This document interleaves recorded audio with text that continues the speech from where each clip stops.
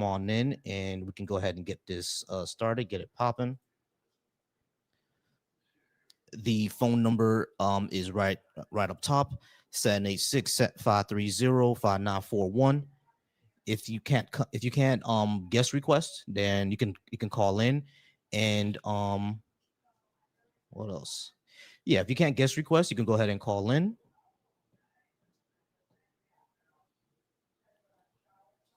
But if you'd like to get guest requests, the call in number is right up top.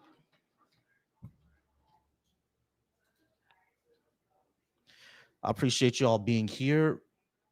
So we all know what just happened, and number six just kind of number six at this point just got to happen because we all just saw what happened over in Minnesota just recently. We saw what happened over in Minnesota just recently. So if you disagree with number six, I'm just gonna ask you why, because it's kind of crazy.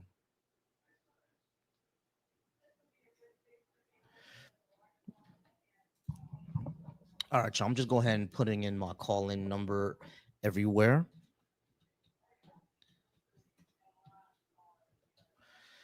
All right, so 786-530-5941 is the number if you would like to call in. If you cannot request, everybody gets 15 minutes to talk to me, at least 15 to 20 minutes to go ahead and talk.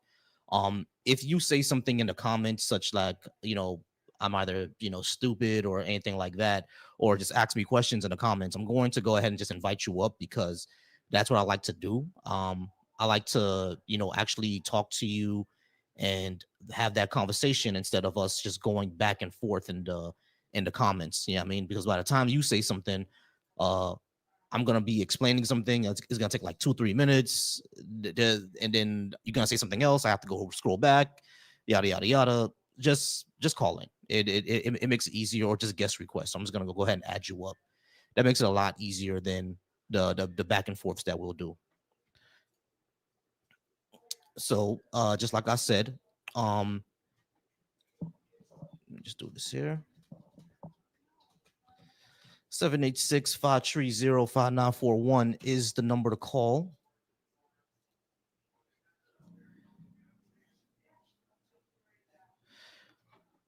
All right. I just told y'all that if y'all say something in the comments, then I'm just gonna go ahead and add you up. So Coastal Moon, go ahead and come on up. Hey, what's going on? What's going on, Ariel? So Coastal Moon, go ahead and come on up, and then we could talk about that. You can let me know why you feel that reparations for Black Americans would be racist. I would also like to know your definition of racism.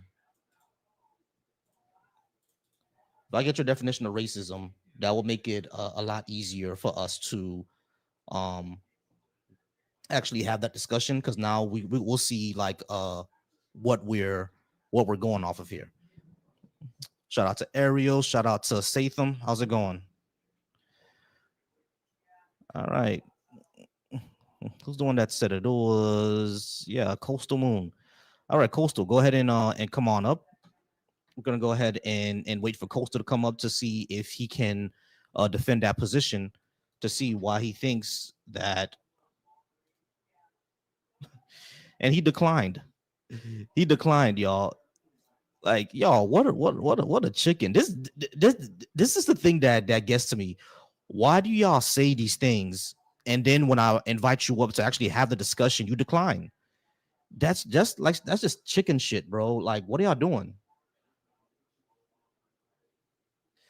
That's just some chicken shit. Come on, y'all. Like, if you disagree with what I'm saying, or if you have a differing opinion, I'm going to invite you up for us to have the conversation. And the phone number is literally right there. You can call and let me know what your opinion is. What do you think I'm going to do to you?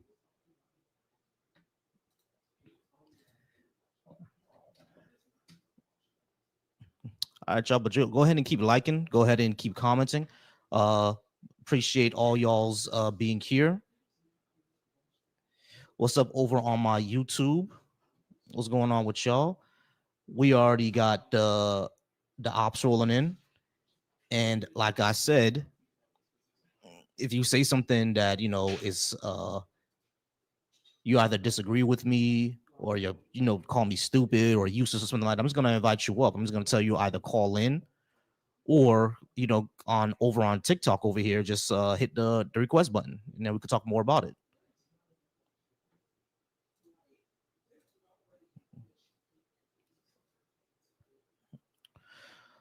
What up, what up, what up, y'all? What up, y'all, over on the YouTube? What's going on with y'all over on the YouTube? If you're watching me on Twitch, what's up with you over there watching me on Twitch? I appreciate you there as well. So yeah, what we're doing now, we'll just go ahead and wait. We're waiting for anybody to come in. The call-in lines are open, y'all. Go ahead and keep liking the live. Like I said, I appreciate y'all for being here. Hey, appreciate that follow, Esmeralda. Appreciate that follow. Appreciate that follow. I'm just watching the chat now. Okay. No, I don't believe in a God. Go ahead and come on up, MAGA Dro. All right, Dro, go ahead and come on up. I'd like to speak to you, Dro, and Iden, you as well. Go ahead and come on up, Iden. Let's talk about that.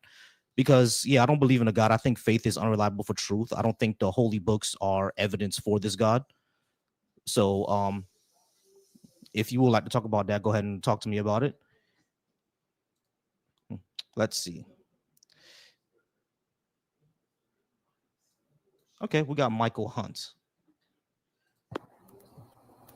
Look at that. MAGA Dro declined, y'all. MAGA Dro declined. Why do y'all do this? This is such like whole shit, bro. This is such whole shit. Why do y'all decline if y'all don't want to discuss? Actually have that discussion. All right, Mike, how's it going, Mike? Are you at least 18? And yes. Did you disagree with anything I have on the board? There's a bunch of I don't think reparations are the answer. And faith is unreliable. Faith in what? Everything? No, not faith in everything. I'm pretty sure there's going to be something that you just got to have faith on it, right? But I usually talk about like religion. I don't think faith is reliable when it comes to religion. But like faith in your fellow man, that's not 100%. Yeah, faith in your fellow man is not going to be 100%. But let's go ahead and go to. But you have faith going through. Let's go to your previous. You have faith in your fellow man. Mike. Follow the conversation. A stop sign. Mike, follow the conversation. Don't you? Mike. Yeah. Stop. Yeah. Listen. Let me finish. No, I'm not gonna let you finish. This is my platform, so we're gonna go on the conversation that I would like to go in. All right. So the first thing you said. Did you mute me? Don't think. Yeah, I did mute you. So wait your turn. The first thing that you said is that you don't think that reparations are an answer. Answer for what? And why don't you agree with reparations?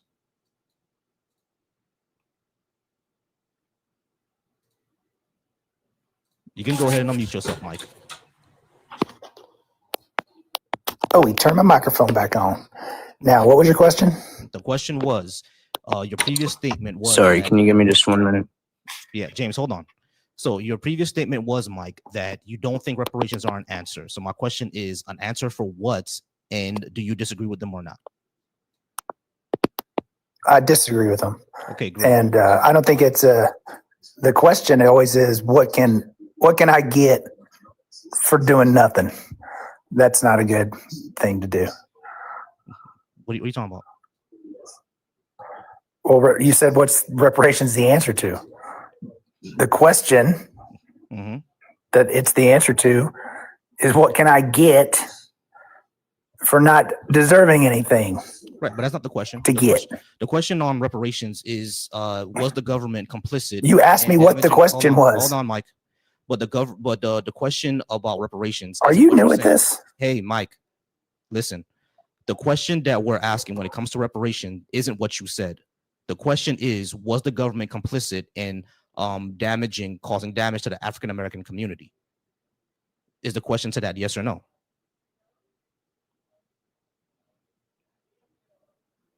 You can get off mute, Mike. Is the answer to that question, was the government complicit in damaging? Oh, he turned my microphone back on. Yes. So the question is, was the government complicit or caused damage to the African American community? Yes or no? Yes. Okay. How do we solve that?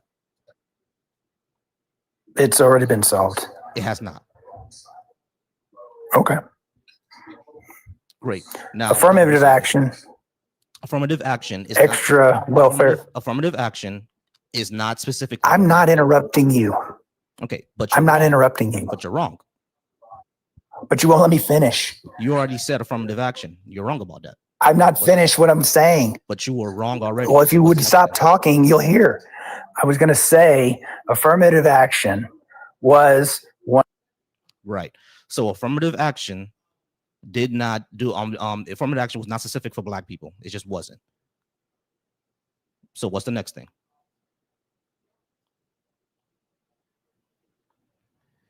You can unmute yourself, Mike. I'm not the one muting you. It's probably one of the mods. But the first thing you said was affirmative action. What's next? I didn't finish. I haven't finished anything yet. Okay, go ahead and you keep muting me. I'll go ahead. I'll let them. Why don't you just stop talking for 30 seconds? Hey, Mike, shut up. Mods, go ahead and don't mute them. So go ahead, Mike. Mike. Yeah, Mike. Go ahead, Mike. Go ahead and tell me what about affirmative action. Go ahead, tell me. I'm trying to. Go ahead. Okay, so affirmative action, which gave certain people lowered standards for, say, college entrance, that pushed out other people. There's only 100 slots, and we're going to give 10 to this affected group, even though their standards aren't up to what our standards should be. 10 other people, more deserving, who had nothing to do with this oppression, they're going to get moved out. They're not allowed to come here. Okay, great. So you're wrong. So you're wrong. So the reason why you're wrong is because what you just described, that's something that actually used to happen. But you know what happened in the 70s? People sued and it was made illegal. As a matter of fact, there's nothing within affirmative action laws that says that you have to have a quota, give certain seats or certain slots to certain people. That's nowhere in the affirmative action law. People took it upon themselves to do that. And then when that did happen, people sued and that was stopped. If your claim is that it's still happening, there's still slots like colleges or jobs are still doing quotas. If that's your claim, now you have to actually give us evidence for that claim. Do you have evidence for it? Call from. Is that a phone call? Give me a second. Yeah, I had a phone call. Hey, 919, give me a moment. You're on hold. You're going to be next in the queue. Thank you so much, 919. Yes, that was a phone call. All right. So your claim was one thing. So are the people. Okay. Okay, let me carry on. So you did acknowledge that did happen, and it wasn't the government's intention, but people, like you said, took it upon themselves to do it that way, even though they misinterpreted, supposedly, the rules, your own words, but still people were affected by it. Were those people ever made whole? Yes. They were. Yes. The person. Can you give me an example of someone who was the person who sued for the quotas? Let me get a question out. The original person who sued for those. Let me get a question out. The original person who sued. Let me get a question out. The original person who sued for Let me get one quick question out. The person who sued for affirmative action having a quota, he was actually able to get into college when they stopped the quota. So yes, he was made whole. What's your next question? So all the people that were affected were made whole. Yeah, every one of them. They were able to get into another college. All of them. I don't know about all of them. Of course, we can't keep up with that. That's impossible to know. Do you have documentation of that all of them were made whole? No, there's no way to know that. Do you have documentation that any of them were made whole? There's no way to know that. The person who originally sued, he was definitely made whole. Thank you. The person who originally sued was definitely made whole because he went to another college. So he was made whole. Okay. Thank you. Thank you what? So, thank you for making my point. You didn't make any point. Yeah, I did. No, you didn't. Some things are, sometimes you have wrongs done to you. Sometimes things are wrong. The government, the world is unfair, and there's nothing you can do about it. You can do something about it, but you don't do anything about it. You just move on, do the best you can. That's what happened to these people. They weren't made whole. Yeah, they were. That's what happened to some black people. They're not going to be made whole. It's just the way of the world. You can't make everyone whole. No one's arguing that. No one's arguing that you can't make Yes, you everyone are. whole. No, I'm not. No, I'm not. Yes, you are. No, I'm That's not. what reparations No, are I'm not. for. Why don't you shut up for a second and actually understand what I'm arguing? You're the one talking the whole time. Shut the fuck up for a second and actually know what I'm arguing. So emotional. Shut the fuck up for a second and actually know what I'm arguing. The argument is Cussing. not about, hey, bitch nigga, shut the fuck up and actually know what I'm arguing. Oh, so this nigga's mad. Shut the fuck up and actually know what I'm arguing. So the argument about reparations is repairing the damage that the government did to the African-American community. Of course, there are still going to be poor black people. Of course, there are still going to be black people who are not made entirely whole through the reparations process. But reparations is about actually doing something in order to repair what the government did. And what it did was financial, was financial, social, and political, and educational as well. So if you fix those things, you're able to actually make the black community a lot more whole than it was before. Not when the Japanese sued for reparations. Do you think every single one of a Japanese person was made whole? Of course they weren't. What does make whole even mean? What does that mean to you? And secondly, you were when you said that it was already fixed through affirmative action is not specifically for black people. As a matter of fact, that's where a lot of black people found a problem with it. A lot of black people found a problem with affirmative action because it didn't benefit black people the most. It benefited white women the most. So what is your argument based on? Go ahead and unmute yourself. Oh, we found the microphone button. All right, we're gonna go ahead and move on, guys. I did have a person who called, but they hung up. I'll go ahead and give them a call back in a second. James, how's it going, James? Are you at least 18? And did you disagree with what I had on the board? Yeah, I am 18. I would generally agree with you that liberal policies are better. I agree with most of them. I would not vote for Trump ever, but one of the main problems I have with the Democratic Party is just the issue of abortion. I think it's just one of the worst atrocities in human history, and I don't think there's any real justification as to why it should take place. Oh yeah, sure. What if an 11-year-old is raped? Give me 1 second, James. I'm sorry, what you say? Hey, it's Isaiah again, man. Give me 1 second, James. To accept. Hey, Isaiah, how's it going? You're on live with me. Go ahead and hold on for me. I'll be right back with you. Thank you so much. All right. So, James, when it comes to things like abortion, right? What if an 11-year-old gets assaulted by her sick uncle? She shouldn't have a right to get an abortion. That's a tragic thing, but I don't think that justifies taking the life of another human being. I don't think two wrongs make a right. All right. So you said taking a life of another human being. What if it's a zygote? You're gonna go ahead and is that fine or is that not fine if it's a zygote? I don't think we should intentionally end the life of a human being when the egg has been fertilized by the sperm, and it becomes a completely separate human being. No, it doesn't. A human living organism. No, it's not. It's a zygote. Yeah, it does. It's a zygote. There's no zygotes, person there yet. There's no experience. There's no person there. So you attribute personhood. Okay, we're talking about fetuses. Hold on. You attribute personhood to when the sperm fertilizes the egg. That's when it's a person. When you become a I didn't hear you, James. Yeah, when you become a living human organism.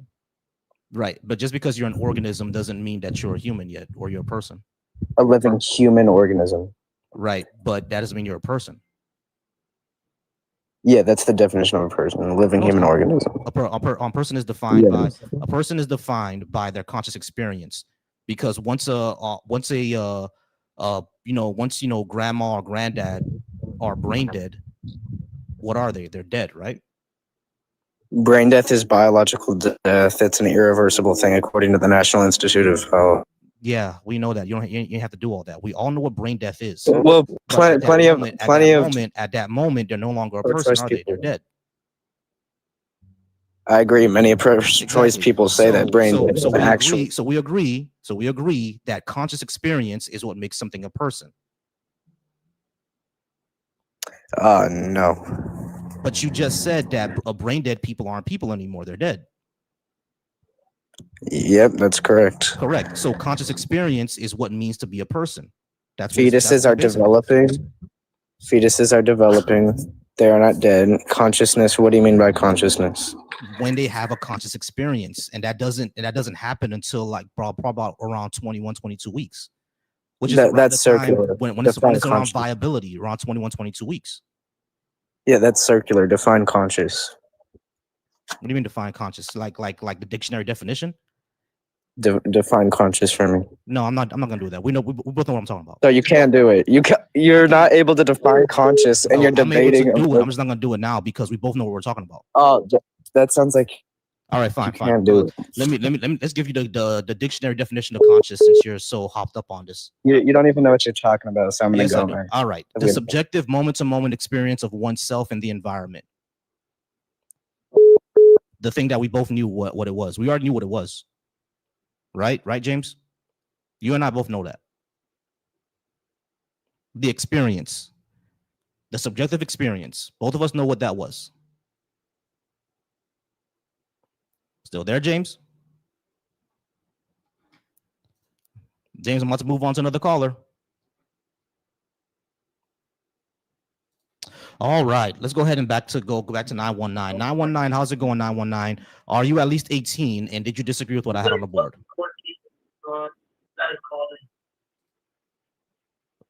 919, you there?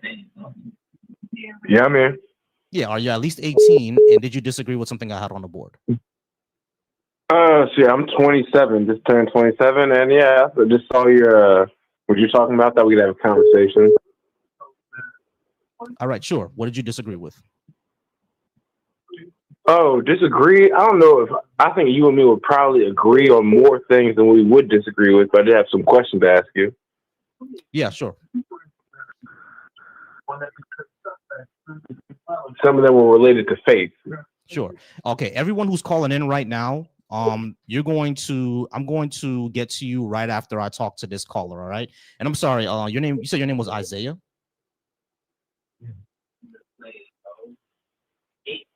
Yeah, I'm right there. Isaiah, okay. So every caller that was calling just a few minutes ago, I'm gonna get to you right after Isaiah. I know you guys are in the queue.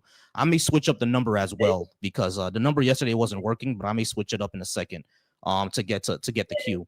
All right, so Isaiah, you said that you want to talk to me about faith. What about it? Well, that was one of the topics I had. I had a couple of topics. I felt like we could have a big conversation about it. Yeah, I just saw that was in the title of the live stream. Yeah, sure. All right. So, what did you disagree with, and what did you want to talk about? So I'm guessing that you're of the take that you believe in God, right? No, I don't. You do not believe in God? No. Oh, dang. I was under the assumption you were on the pro-God side. No, I'm not. And I was going to argue against. I feel like I can still have some very valid points either way. You said very valid points for me to believe or not believe? No, I think I believe I have some valid points I could make either way. Oh, okay. So you believe in a God, sure. So why should I believe in a God? Can you give me a good reason to believe in the particular God that you believe in? Oh, you said why should you believe in God, or why is it more likely that God exists? Those are two different questions to me. The question says, can you give me a good reason to believe in a God? Why God should, well, if you value truth and knowing the truth about the universe, then I think seeking God would be the most accurate way to get that. Basically, I don't believe humans are a reliable source. I think there is nothing left. But we don't have evidence. Exactly. I think there is nothing. Exactly. I don't think there's any way that you should ever believe, oh, humans have told me this, I will take this at face value and believe nothing except what I've been told by man. Man has discovered everything. I believe this person. Which includes God. Yeah. Right.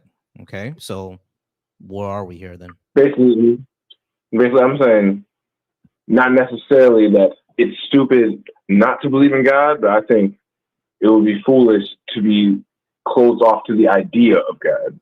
I'm not closed. For example, some people believe. I just have no reason to believe that it's real. Okay, when you say believe, you mean 100% certainty. I'm not 100. No, I'm not. I don't mean 100% certain. I mean talking about just believing it in the first place. Okay, when you say believe, you mean the possibility, or are you talking about being certain? Because you said that you can understand believe in the possibility. Either or, bro. Like I'm not sure what we're trying to get. We know all of us. We both know what believe means, right? Yes. Right. So yeah, believing in it, yeah, like you're being convinced, essentially convinced that it's real. If you're not convinced, I'm not convinced. So Okay, I guess more what I'm advocating for is not being convinced either way. Not being convinced. I guess I'm arguing more the agnostic point of view. There's not proof for certain that it is, we don't have proof for certain that it's not. We have people on both sides, and both could easily be liars. That's kind of more my point. Right. So like the thing is, if we have no evidence that something is true, why believe it to be true, right? That's where I'm coming from. Okay. If I told you, hey, this building is on fire, there's a grease fire inside, would you go in to check it out, or would you just assume, hey, maybe I shouldn't go in there? No, I would look around to see what's happening. If I see smoke coming out the windows or anything like that, then yeah, I would. Yeah, that could be somebody could be smoking weed inside, they could be lighting cigars. Right. You don't know for a fact until you go in there. Hold on, but lighting cigars and smoking weed would not cause as much smoke as a fire would.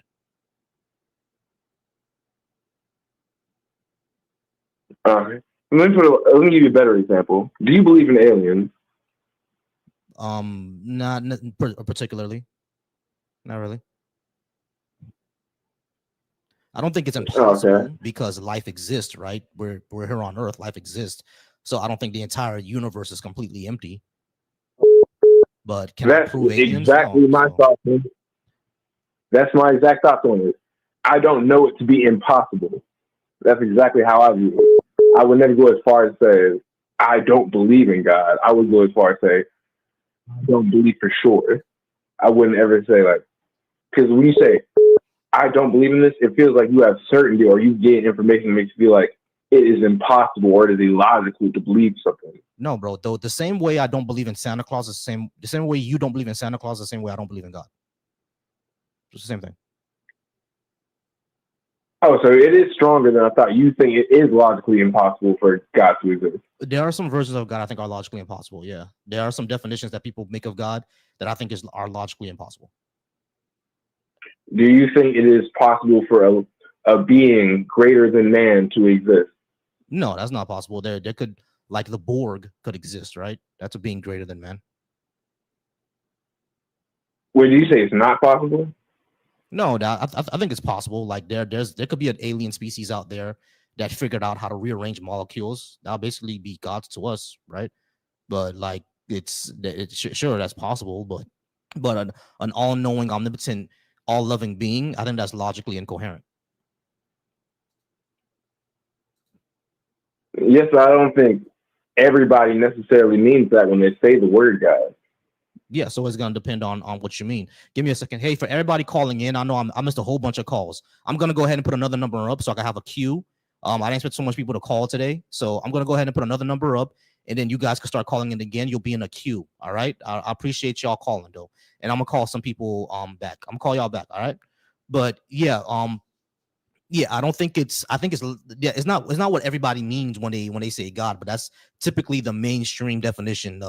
All loving, all knowing, omnipresent God, all powerful God, and stuff like that. That's usually what they mean. I think that's logically incoherent. But if they mean just a God that's not all knowing but has lots of powers, I mean, that's a God, fucking Goku. A being that is smarter and more powerful than humans. Yeah, that could exist. That could be aliens. Aliens could be smarter and more powerful than us. Yeah, so I'm not saying God is related to any specific religious book. I'm talking about God as a being more powerful and smarter than us that has the ability to do things that we cannot fully understand. Yeah, that could be. That's aliens. more of my definition of God. Yeah, that could be aliens. Yes, and like you said yourself, if they had all that ability, to us, they would be a God. Right, but we have no evidence that that's actually true. So why believe it? And we don't have any evidence that it's not. So why would we go with one certainty There's a saying: the absence of evidence is not the evidence. So Isaiah, we don't have any evidence that dragons are not true. Do you believe that there's a dragon in the middle of Jupiter right now? Hold on, Isaiah. Listen to what I'm asking. We don't have any evidence against the fact that there's a dragon in the middle of Uranus right now. Are you going to believe that there's a dragon in the middle of Uranus? We have photos of Uranus. Right. But and it's not just talking about only right, hold on, listen. We have photos of Uranus. Have we ever been to the center of Uranus? Not that the government has admitted, no. No, we haven't been to the center of it. So that means that we don't have any evidence against the claim that there's a dragon in the middle of the core of Uranus. We have no evidence. You didn't even have to say Uranus. So hold on, listen. We don't have any evidence against that. Does that mean you should believe it? So, I mean, okay, let's put it like this. I've never been to Canada. Should I not believe it exists because I don't have proof? We do have proof of Canada. Maps, Canadians, government treaties. Okay, and we do have proof of Bibles. And we do have proof of religion. Bibles. Right, but those are claims. Those are not evidence. Those are claims. A treaty between the United States and Canada is not a claim. That's evidence that the United States and Canada exist. You can see the treaty. This might be pedantic. Okay, this might be a little ridiculous. Have you seen this treaty? Yeah. How do you know it exists? You've been told. So in person, have you walked into this treaty, hold the paper in your hands, and looked at it? Isaiah, Google is a thing, my friend. You can literally look up treaties. Google. I can Google a lot of things, my man. I can Google that P. Diddy is innocent. You can Google anything. Hold on, bro. Isaiah, stop, man. You're getting ridiculous here, bro. Are you literally saying here that you don't have evidence that Canada exists, even though you know Canadians? No, I was relating that back to what you said, and I was trying to tell you that the evidence of it's not a good analogy. It's not a good analogy. It's not a good analogy. It's not a good analogy. Because it isn't possible to go to the center of Uranus. That's not a possible thing. It's not possible to go to the center of the Earth. How do you know it's there? Because of gravity, because of evidence. Okay, but gravity has nothing to do with the center of the Earth. Gravity is about mass. The center, gravity is about mass. Mass attracts mass, and gravity compresses things. So we know there's a center of the Earth. Are you gonna sit here and okay? Even if the Earth was hollow, the Earth would have much more mass than us, so we would still be drawn to it by gravity. If the Earth was hollow, we were able to detect a hollow Earth. We're not able to detect one. But you wouldn't do that by gravity, so gravity is not really a good point to use because the Earth would still be. The way that we map underneath the ground is not through gravity. We wrap it through like radio signals, radiometric signals. That's how we know that it's not hollow. That's how we find. Okay, so I'm glad you said that. You might want to look up. They recently discovered a new ocean underneath the Earth's crust that they did not know about. Understood. If we're so good at right, I know that. I know about that, Isaiah. If we're so good at mapping things out underneath the Earth, this proves my point. This proves my point. I'll show you how it proves my point, but I'll let you finish.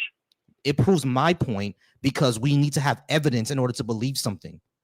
If someone simply told you there's an ocean underneath the Earth, yeah, that's plausible because how long the Earth can be around, but do you have evidence of it? Now we did radiometric things, and now we found the evidence of it, right? But hold on. But we don't have that for a God, so there's no reason to believe that. And we didn't have that for the ocean until we did. Right. Exactly. We didn't have any evidence. We've been there. So we were unaware. But because we didn't have evidence, we assumed it didn't exist. You're proving my point. You're proving my point. No, you're proving my point. No, but okay, let me just finish this one sentence. The reason why you're proving my point is because you just said that we didn't have evidence of an ocean underneath the but it's been there exactly. We didn't have proof. We didn't have evidence, so we didn't believe it exists. Right. But it actually does exist because now we have hold on. The reason why we believe it now is because of why. The reason why we believe it now is because of why. Hold on. Isaiah, be quiet for a second, bro. The reason we believe it now is because we have evidence for it. Before, we didn't have evidence for it.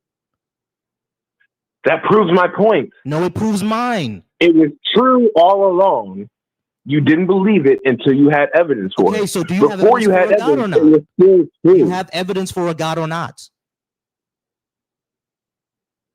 Do we have evidence for a God or not? Yes. Do I have evidence you feel like would be legitimate? No, Probably that's not not. what I'm asking. Don't change my question. Do we Oh, have Chris, evidence? if you Don't ask a change my religious person, Isaiah. Stop. Don't change my question. okay, I asked you a very clear question. okay, your question was, do I we asked have you a very evidence clear. of a No, God or not? stop. I asked you a very clear question. Do we have evidence for a God or not? Yes, Okay, what is it? you and me.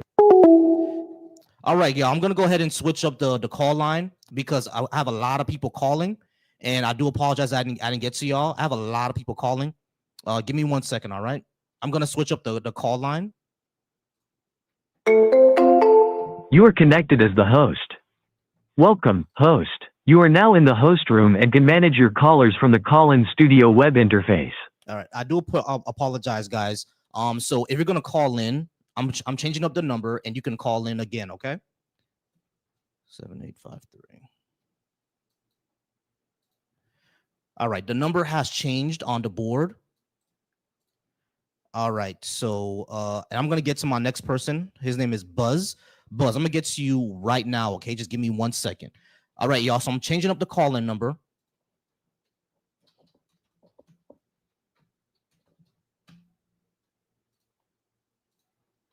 All right, y'all. I'm just changing up the call-in number, and you can call in a second. The call-in line is now open. I went ahead and changed up the call-in number, and the call line is now open, okay? I do apologize for that. I just had a lot of people calling, and unfortunately, I couldn't get to all of you. But I'm able to change in the call-in number, so. All right, Buzz. How's it going, Buzz? Are you at least 18, and did you disagree with what I had on the board? Oh yeah, I'm old. Can you hear me? I can hear you. Yeah. Hey, sorry, I just got a weird microphone, so I want to make sure it's working. Yeah, I'm old enough, and I want to talk about the you had faith and belief in God on the board. Yeah. Can I ask? It seems like you take kind of a evidentialist, like atheist position. Is that a pretty fair assessment of what your position is on atheism? That is a fair assessment. Okay. There was a question, and maybe I don't know. This is kind of why I rejected personally. I was curious what you think about this, but there was a question when I was younger that used to kind of like bother me a lot. It was this idea of like, why does anything exist rather than nothing at all? And the only way I could think to resolve that question, because even like the idea of nothingness, like kind of just cooked my noodles. So the only thing I could think was that there's got to be something kind of at the bottom of reality that is necessary, that exists necessarily, right? Does that seem reasonable to you or no? I mean, why? Why would we believe that? Well, it wouldn't be possible for nothing to exist at all, right? Right. Nothing is just it's not a thing. No, nothing is has to like things have to exist, right? There's no such thing as nothing. But when we say exist necessarily, I'm not sure what that means. But what I would also say is the thing that I can only say that necessarily has to exist is space-time. That's really it. That's interesting. See, to me, that kind of, I agree with you that like something in a sense must exist. But that kind of gets to the next part of the question. The reason why I asked that is like, if we look around us at the universe, whether it's space, time, matter, whatever, there doesn't seem to be anything necessary about it. Like, I don't see any reason it couldn't have been either a different way or something else entirely that we can't even imagine. Yeah. Does that seem fair then too, or not? Yeah. All right. So if that's the case, then either it seems like we only have two options then. Like either it was possible for, let me put this a different way. Actually, I was going to say the wrong thing. Either everything exists or there's a reason only what we see exists, right? Either everything exists or there's a reason why only what we see exists. I guess that could be true. The only thing that I would say about that is that the reason doesn't necessarily need to be supernatural. Well, I don't want to jump ahead yet. I'm not necessarily saying like trying to trap you into like, oh, you gotta agree there's supernatural or God exists yet. Just I just want to agree on like a kind of a baseline of what you and I would see about reality. Yeah, sure. But like I said, the only real thing that I see has to exist necessarily is space time, because we're taking up space and time right now, so that has to exist for it to exist. It's to me that kind of assumes the thing in question, though. It's like because this exists, therefore it must exist. But that's kind of what we're wondering. It's like, why does it exist? And if we just say, well, it exists because it exists, I don't know if that really answers the question. You know what I mean? Oh, so why does space time exist? I don't know. I don't think anyone. Yeah, exactly. So, that's what I was just trying to get to is like theoretically anything was possible, right? Like if we don't assume anything about reality, it turned out the way it did, but it could have turned out some other way, right? Like reality could have been something else entirely, maybe even something we can't imagine, right?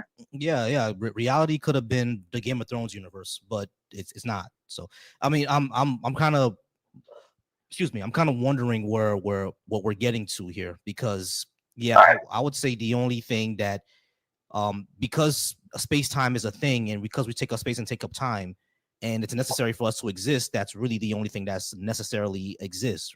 That's what I would say. But anything else other than that, we have to say, oh, this necessarily exists. I would have to ask why, and how do we show that it actually does in the first place? All right. Well, let me cut to the chase then, because I don't want to waste your time. I'm not trying to like beat around the bush or anything, but I think it's reasonable based on what we said to establish that at the ground of reality, there's something necessary about existence. And also, it's not, well, maybe this would be more the controversial point, but just for a moment, let's say it's also reasonable to say that our reality could have been some other way. Mm-hmm. If that's the case, then in addition to there being something necessary, there's also something that's able to make a choice between those things. Because it seems like the only alternative to me is... That's the leap. That's the leap that you're making, that's not evidence. Even if we say that there are things that exist necessarily, to say that for existence to happen, something had to deliberately will it to existence, that's a leap that there's no justification for it. Well, let me present a couple of choices, and I want to see if you have an alternative to this. If we could assume it turned out the way it did because there's something that just generates every possibility, like something like a multiverse or something. That's not an exact parallel, but something like that just spits out realities, and by coincidence, one of them was ours, but it was inevitable because it does everything, right? Mm-hmm. Or the other alternative is something constrained the choice down to only what exists. Is that a fair thing, or do you think there's a third option? There could be multiple options. I just don't know them.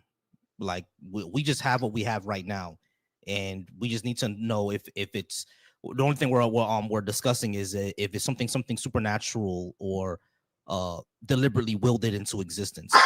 And since we don't have any type of evidentiary basis for any of those, what do we talk about? Yeah, well, I'm just trying to reason from what we see. Let me make a weaker claim, because I don't want to make you feel like you're getting boxed in or something. That's not really the intent of my questions, but would you at least agree that it's like, given that we see what we see and that theoretically it could have been a different way, like it's reasonable to say that there was a reason that it exists? Like all that exists is reality as we know it, and there's a reason it exists the way it exists. Is that at least fair enough, or is that too strong still? That's fair enough. Yeah, because I agree with that. There's a reason why we have what we have. There's reasons for it. Yeah. Okay. So would you agree? I kind of just want to test the waters now. Would you agree that that's at least like kind of evidence for God? Like not conclusive, but like we're getting closer to something that might be more likely if God existed, or no? No, because the reason, like I said, the reason doesn't have to be supernatural. Because like rain happens, right? But the reason why rain happens is not supernatural. It's basically physics acting upon chemistry. That's really what it is. That's why rain happens. It's not anything deliberately made. So I don't see why the universe would need to have the same thing. It could be a completely natural process that we just don't understand yet. Okay. Yeah, I struggle with that a little bit, just because if we're talking about reality, then we're talking about everything natural. You know what I mean? So that would be like saying something in the universe explains why the universe is the way it is. But Not I don't know, that kind of necessarily. It seems. could, because I don't know what outside the universe would even be. What because outside of space and time is basically not part of reality anymore. So we don't know what made the Big Bang do what it does, right? But for me, it could just be a natural process that we don't know about yet. Just like, how lightning was a natural process that our ancestors didn't know about yet. Okay. I don't want to beat that point too hard, I guess. Maybe I can move on to my next one. It's kind of in line with that one, and maybe that'll help highlight what I'm kind of getting at here too. It's not just that the universe exists the way it is, but that there seems to be something even intentional just in what we can see in terms of the universe is like layers of a hierarchy of order. So we have fields, the fields become particles, particles coalesce into atoms, atoms become molecules, and so on. And everything builds up, and it's like layer after layer after layer of order that all emerges from lower layers. So now, to me, this brings us a little bit closer, because if everything just was happenstance, why would it happen to align so perfectly through? I mean, from basically below microscopic all the way up to the level of like galaxies and everything. Does that make sense? Or I think I see where you're getting at, but still at that point, I don't think we should assume anything supernatural. Is just that just happens the way that it happens. If we want to go into why does it happen the way that it happens, I'm not sure if we'll ever find out. No clue. You know what I mean? But from what I understand, our biology is basically, chemistry, and our chemistry is basically physics, and physics is because of quantum mechanics. And why does quantum mechanics does what it does? No clue. No one knows yet. But I don't think at that point, because we don't know, we have to assume something supernatural. well, to me, it's just about probabilities, right? Like what do they call that? Like the inference to the best explanation. Like what now at this point is the best explanation of everything we see? Would it make more sense that there's an intention behind reality? I'm trying to make a modest claim here. I'm not saying like God and also the Bible and everything's all true, but maybe there's something that necessarily exists at the bottom of reality, which is capable of making intentional choices, and that better explains that it was just random happenstance by coincidence. Everything just happens to line up. It seems to me now we're starting to strain credibility if we're just going to say it was a coincidence. I mean, it doesn't really strain credibility, because it's just like how I was saying about rain. Rain was literally just a coincidence. It wasn't Zeus, So why does reality itself have to be something, ghostly or supernatural, and not just a natural process that we don't understand? Maybe in 30,000 years we'll understand it. We just don't know, Yeah, maybe. I guess I'd like to kind of just stick to what we know, though. I think this is categorically different too, because rain has a finite set of inputs, right? But they're all natural inputs. They're things that we could study. It's just a matter of whether or not we're going to do it, or if we have the capability of doing it. Right. No, but what you and I are talking about are like abstract, transcendental ideas about reality itself. I'm actually saying the same thing. Like reality itself could be exactly that. Like what we talk about rain, just physical inputs, and we just don't know what those inputs are. Okay. Yeah. I did have a pushback on that, but I think maybe if we keep going around on that, we might end up going in circles. Here's one last thing I want to bring up on this topic, just to kind of push on this a little bit further, see what you think. To me, the final thing, and this is what honestly makes it impossible for me to really consider atheism, is the existence of life. And the reason being is that life is not like anything else in the universe. Like, if you consider what things nature does, nature is able to make things. It can even bring complexity out of chaos. But what it can't do is something that life has that's extremely, I guess, special, for lack of a better word, is life has, at the base of it, it has a highly complex and specific code-like language. And we never, anywhere else in the universe, no matter where we look, even in principle, do we see nature creating highly complex and specific code-like languages. And so to me, that suggests then that it's simply life can't be a natural process. All right, give me a second. So what do you think about that? Hey guys, is my microphone better now? Because I turned it up on the TikTok. From what I'm hearing in my monitor, it seems pretty loud. I'm in the red in my mixer. So y'all let me know if my mic is quiet. Maybe I was just being too quiet. is a little better. I'm not sure why that is, guys. Like my mic is like on 450% right now, and my I'm in the red. I'm on my mixer, so I don't want to shout into the mic to hit you guys up. But all right, y'all. I have 2 calls on the call line. I do appreciate you. I'm gonna go ahead and get to the callers soon. We had a whole bunch before. I do apologize. I couldn't get to all the ones before, but we got 2 more calls, and I have 1 more minute with Buzz, and I'm gonna get to the calls. All right. So buzzing. So when you say that nature has a code language, are you talking about DNA? Because when it comes to DNA, there are like natural reasons for that, right? The thing is, when it comes to DNA, it's not really a language onto itself. It's basically our human beings for us to explain it. These are the conventions that we come up with. You know, we just say DNA code and et cetera, et cetera. But when it comes to DNA, it's not really surprising because, you know, like life happened on Earth and everything is related to everything else.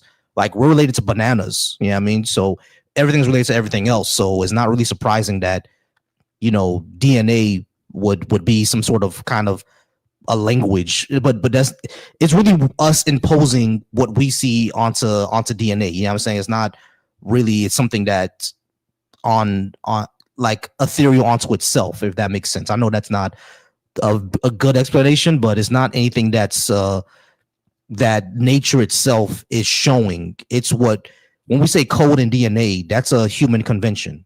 That's like DNA itself isn't telling it's a language. Yeah, you see what I mean? Yeah, and I know we're short on time, so I hope we don't get hung up on this too much. But I really do think it is a valid analogy because it has letters like in an alphabet. The letter combinations are arbitrary. They could be in any number of combinations, just like letters. You can put them in any order, but only certain orders of them actually carry meaning in the sense that they'll create proteins or enzymes, things like that. Not to get too technical, but right. But that's what it shares a lot in common with language. Right, but Buzz, that's what we made up. Yeah, I mean, we're the ones who put those letters onto DNA. Like DNA didn't, like we didn't look into DNA and we saw the letter we saw the letter L. Yeah, I mean, that's not what happened. We just said, okay, these sequences, we'll put A, B, C, D on it. But they didn't look into DNA and saw the letter A. That's not what happened, you know? Yeah, I agree with that. But you could say the same thing about a written language. I mean, it's like little globs of ink on whatever, and it only means something when your brain looks at it. It's kind of the same thing with DNA. Yeah, exactly. Like we can impose we impose something that we made up onto DNA. Yeah, but the problem is that it actually does function like a language. So it can be interpreted like our cells actually have interpretation machinery in them to read that and turn it into something useful. So it really does function like a language. I guess we impose it onto DNA. So Buzzing, I do got to move on. I appreciate you though. We are out of time. I appreciate you though. All right. All right. Yeah, good chat. Take it easy. All right, guys. Hey, I appreciate everybody being here. We are going to get to our calls now. I do apologize that I couldn't get to the calls earlier, but we're going to talk to 516. All right, I'm going to go ahead and bring up 516. All right, 516, how's it going? Are you at least 18? And did you disagree with what I had on the board? $516, you there? Hello?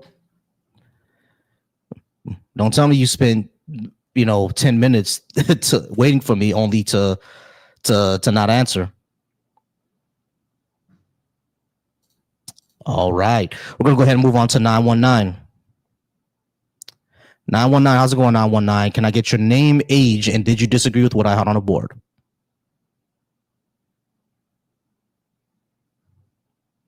Bro, what is happening? Y'all sat there all this time only to not say anything? 919, you there? Hello? Yeah, this is what I had the other line in the first place. I don't know what's going on, y'all, but for some reason, you there, 919?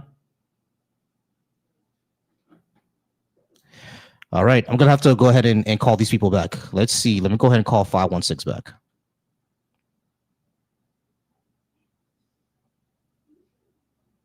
Hello?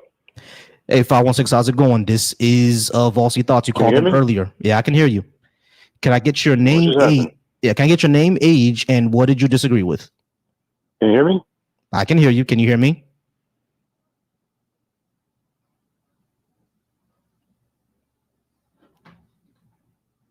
What is happening here?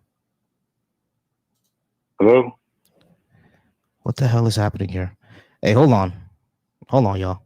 Hey, can you hear me now?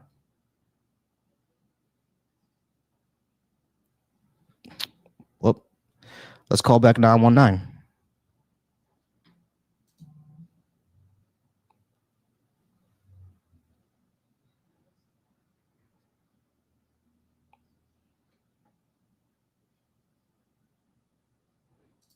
How you doing? Hey, how's it going, 919? Are you at least 18, and did you Hello? disagree with something I had on the board? Hello? Hello, can you hear me? Hello? Hello, is you there? Can you hear me? Hello, can you hear me? Yeah, I can hear you. Can you hear me? Hello?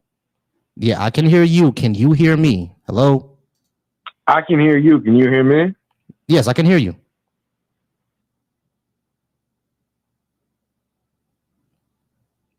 Bro, what is happening? Y'all, I don't know what's going on, y'all. I really don't know what's going on. For some reason, people just cannot hear me. I don't know what's going on.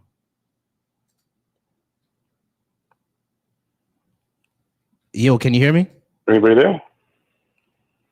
Hello, can you hear me? Hello, hello, hello. What is happening? Yeah, I don't know what's going on, y'all. I don't know what's happening. Give me a second, y'all. Give me 1 second.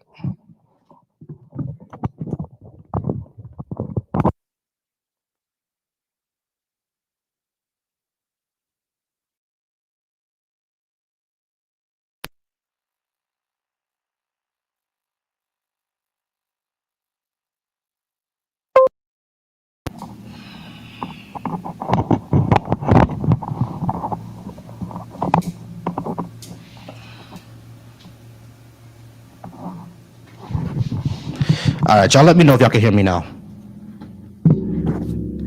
How's this sound, y'all? Does this sound good? Can everybody hear me still? I hope so. Let's try this again. All right, 919, can you hear me Hello? now? Yeah, I can hear you. You can hear me now. All right, great. Yeah, it was a little loud. Sorry about that, guys. I'm turning it down now. Turn down the mixer now. All right, cool. All right, so now you can hear me, right? Yes. All right, great. And I see one of your prompts on there was about abolish ICE, and I could not disagree more. I don't think there's any way, like restaurants and even household refrigerators and freezers, like to make cold drinks as quickly if we just got rid of ICE entirely. I think it's entirely unfair. I think it's entirely unfair of the government to think they have the right to regulate the temperature of my beverage. I think there's already too many oversteps. No, you're laughing, but I'm dead serious. There's too many oversteps in government as it is. And now they're going to be policing my beverage temperature. They're already Jesus doing Christ. enough with all this stuff you do. All the stuff immigration is doing is bad enough. Now they're policing my beverage in my own house. I'm a tax-paying immigrant, and I'm not going to do it. Oh man, yeah, you got me with that one. You got me with that one. Hey, that one out. I appreciate you though, man. Oh man. All right, y'all. We're gonna go ahead and call some people back. Let's call back 516. Yeah, we're gonna go ahead and try call these folks back because I'm not sure what happened. All right, 516. Can you hear me now? Hello? I can hear you, man. Can you hear me? Yeah, I can hear you. I can hear you now. Oh, my man. That's what's up, man. I'm not, I'm definitely older than 18. I'm 36. All right, cool. Not a problem. All right, so what did you disagree with that I had on the board? It wasn't really anything that I necessarily disagree with. You know, I was just curious about faith. You know, I'm a man of faith, man. I believe in the scripture. I believe in Jesus Christ. And I say that Jesus Christ is my Lord and Savior. Mm-hmm. And I don't want to take up too much of your time, you know, but what is it that you don't believe in? Any of it. Why don't you? Oh, why don't I don't believe in it? That. Like, yeah, why? Like, why don't you believe in God? Like, what is it that takes you away from it? Oh, that there's just no evidence that it's actually true. Well, I mean, I would say that there's definitely evidence, but I would also say that there has to take some element of belief to, you know, believe that the evidence is true. Like, for an example, you know, aside from just reading Bible scriptures and just giving you quotes, you know, a lot of times it's not going to work for a non-believer. But if you go into Genesis, you go into Exodus, and you go all the way up to Revelation, you know, there's two countries in there whose names that haven't changed. Mm-hmm. You know, it talks about Egypt, it talks about Syria. And that's pretty solid proof that there was somebody who wrote it back in the day and how it still exists today. You know, you think about the prophecies that are spoken in the scripture. Like, for an example, like the Euphrates River, that's a landmark that you and I can both agree on, whether we've been there or not, that exists, that talks about in Genesis. And, you know, the scripture says that it's going to dry up, and it's pretty much dried up now. You know, like, you see the things coming into pass, right? Regardless so of when it comes to, I'll say two things. Number one, when it comes to the Euphrates River, it always dries up. That's not something that's special, right? That's something that happens all the time. But when it comes to like the places that are named, like, you know, Egypt and Syria and stuff like that, Spider-Man mentions Queens and the Empire State Building. Those are real areas and real places. But is there a kid named Peter Parker going around saving the day with spider powers? No. Well, no. You see, I mean, so it's kind of the same thing. It can mention real places and real people. Like, for example, King David was an actual real guy, and his son Solomon and his grandson Absalom. Those are all real people. You know what I mean? Like, because we have archaeological record of them. But did he actually, you know, destroy 1,000 Philistines and take off their foreskins? Like, is that a real story? Yeah, you know, I mean, we don't have really much anything to say about that. We know they went to war with the people call themselves the Philistines. Well, all the legendary stories of it, of him, you know, killing an 8-foot giant, is that real? Probably not. Well, I mean, if you believe in the archaeological, you know, evidence, you know, that evidence comes from scripture. It doesn't. That's you know, I mean that's to agree or to disagree, and that's what I'm saying. Like, a lot of the belief element has to come from a stem of faith. Like, for an example, like, if you can talk about history and certain landmarks, I don't disagree. You know, it's a fair argument. But when people come and they talk about Jesus, you know, we could all talk about the same thing. And then every time that, you know, we talk to somebody that doesn't believe, you know, the argument is never the same. Right. So it's like, what do you base your morality off of? Like, you consider yourself a good person or a bad person. And if you consider yourself one of the two, how are you able to tell the difference of it? Yeah. So when it comes to the archaeology point, right? The Bible makes some claims, and then archaeologists actually go by to see if what they're saying is actually true. And if they don't find any evidence of what they're saying is true, then there's no reason to believe it. Same thing with Noah, same thing with crossing, you know, the crossing of the Red Sea with Moses and everything like that. Even Moses himself, you should be able to find some sort of archaeological evidence that was an actual person, and we don't find any. You know, they haven't. That's the thing. People make this claim all the time, but if you just research into this, right, like Jewish scholars themselves have said that not Noah, that well, actually Noah too, but yeah, Moses likely wasn't a real person, probably just a legendary story. And the entire thing about, you know, finding chariots under the Red Sea, like the University of Egypt has said several times, no, we have not found this. It's not a thing.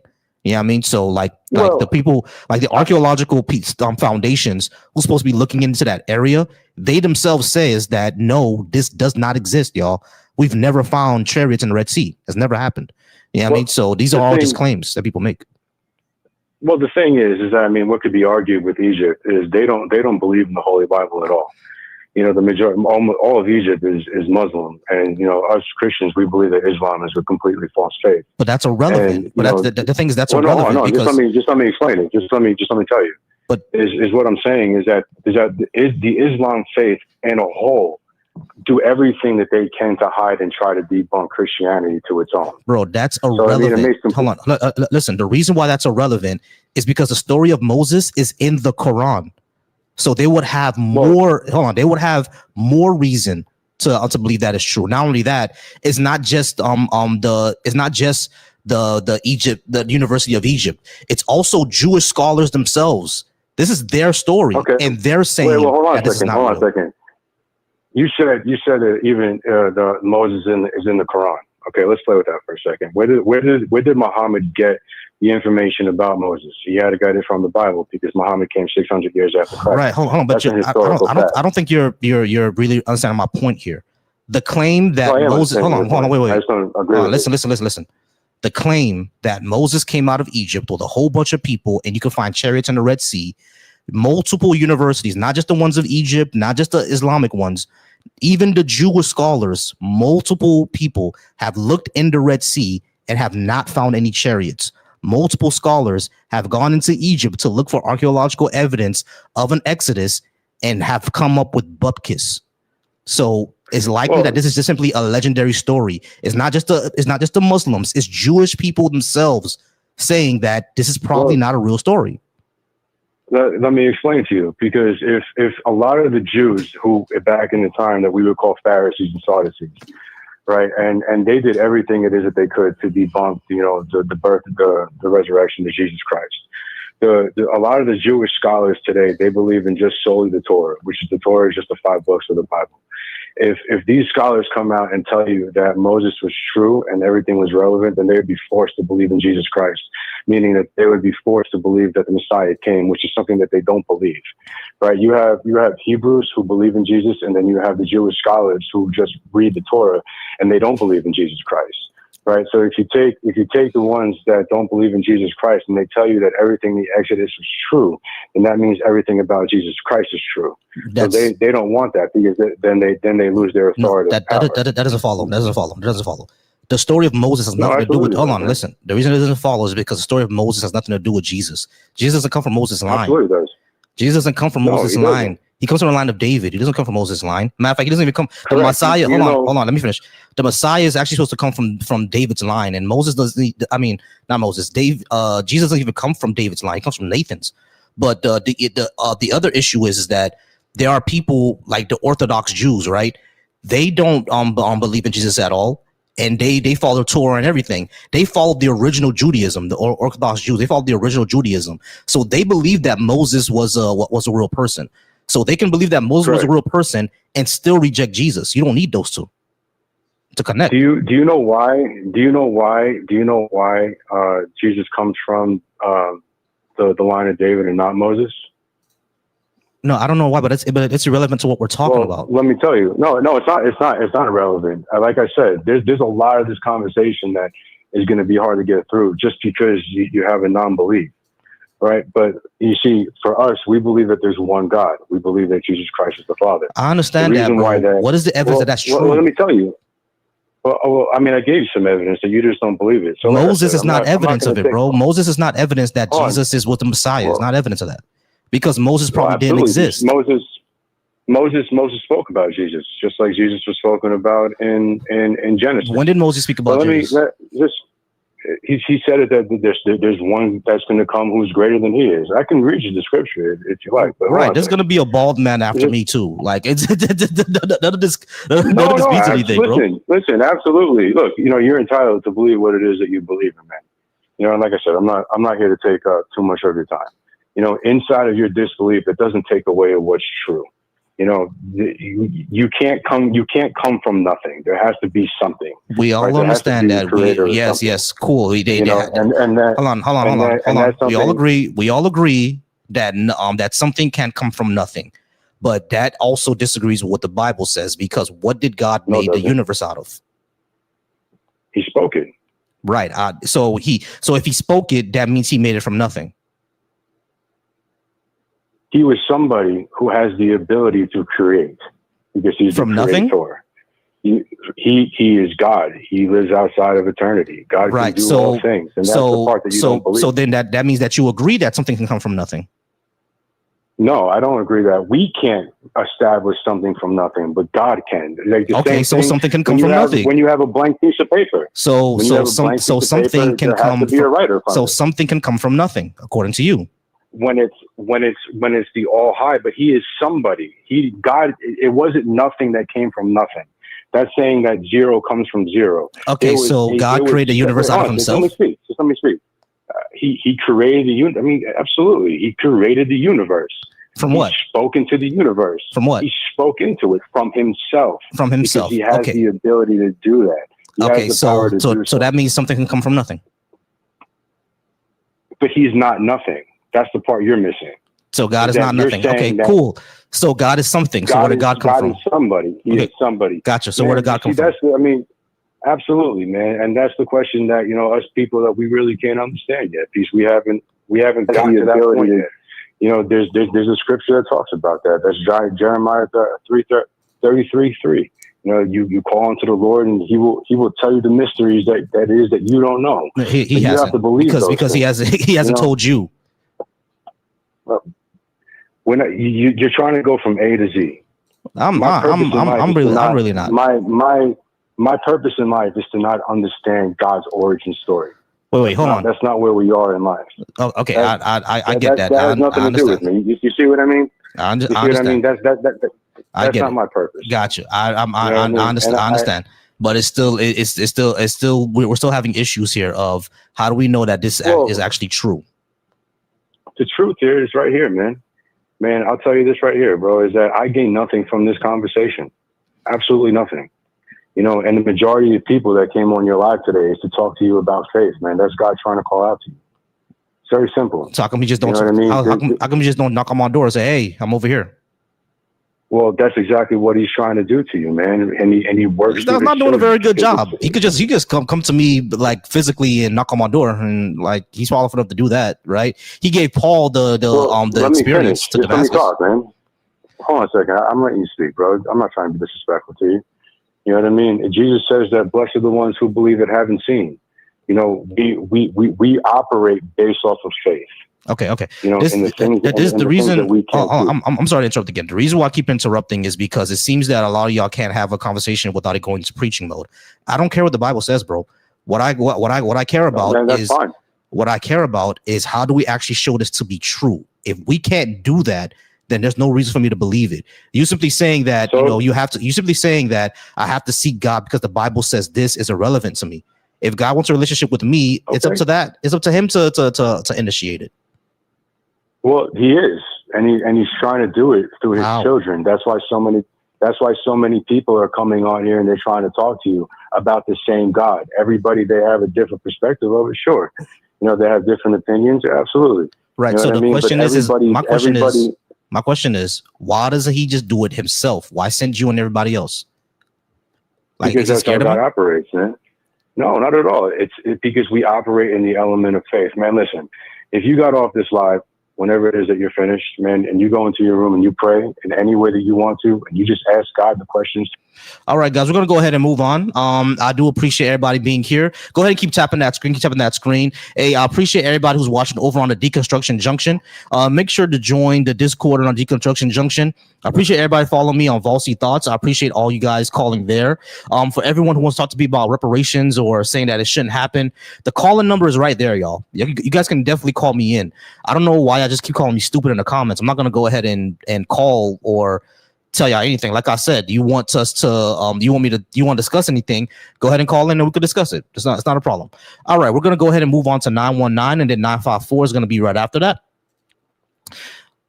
919. Hey, how's it going, 919? Are you at least 18? And did you disagree with what I had on the board? Yes, I am 27. Yeah.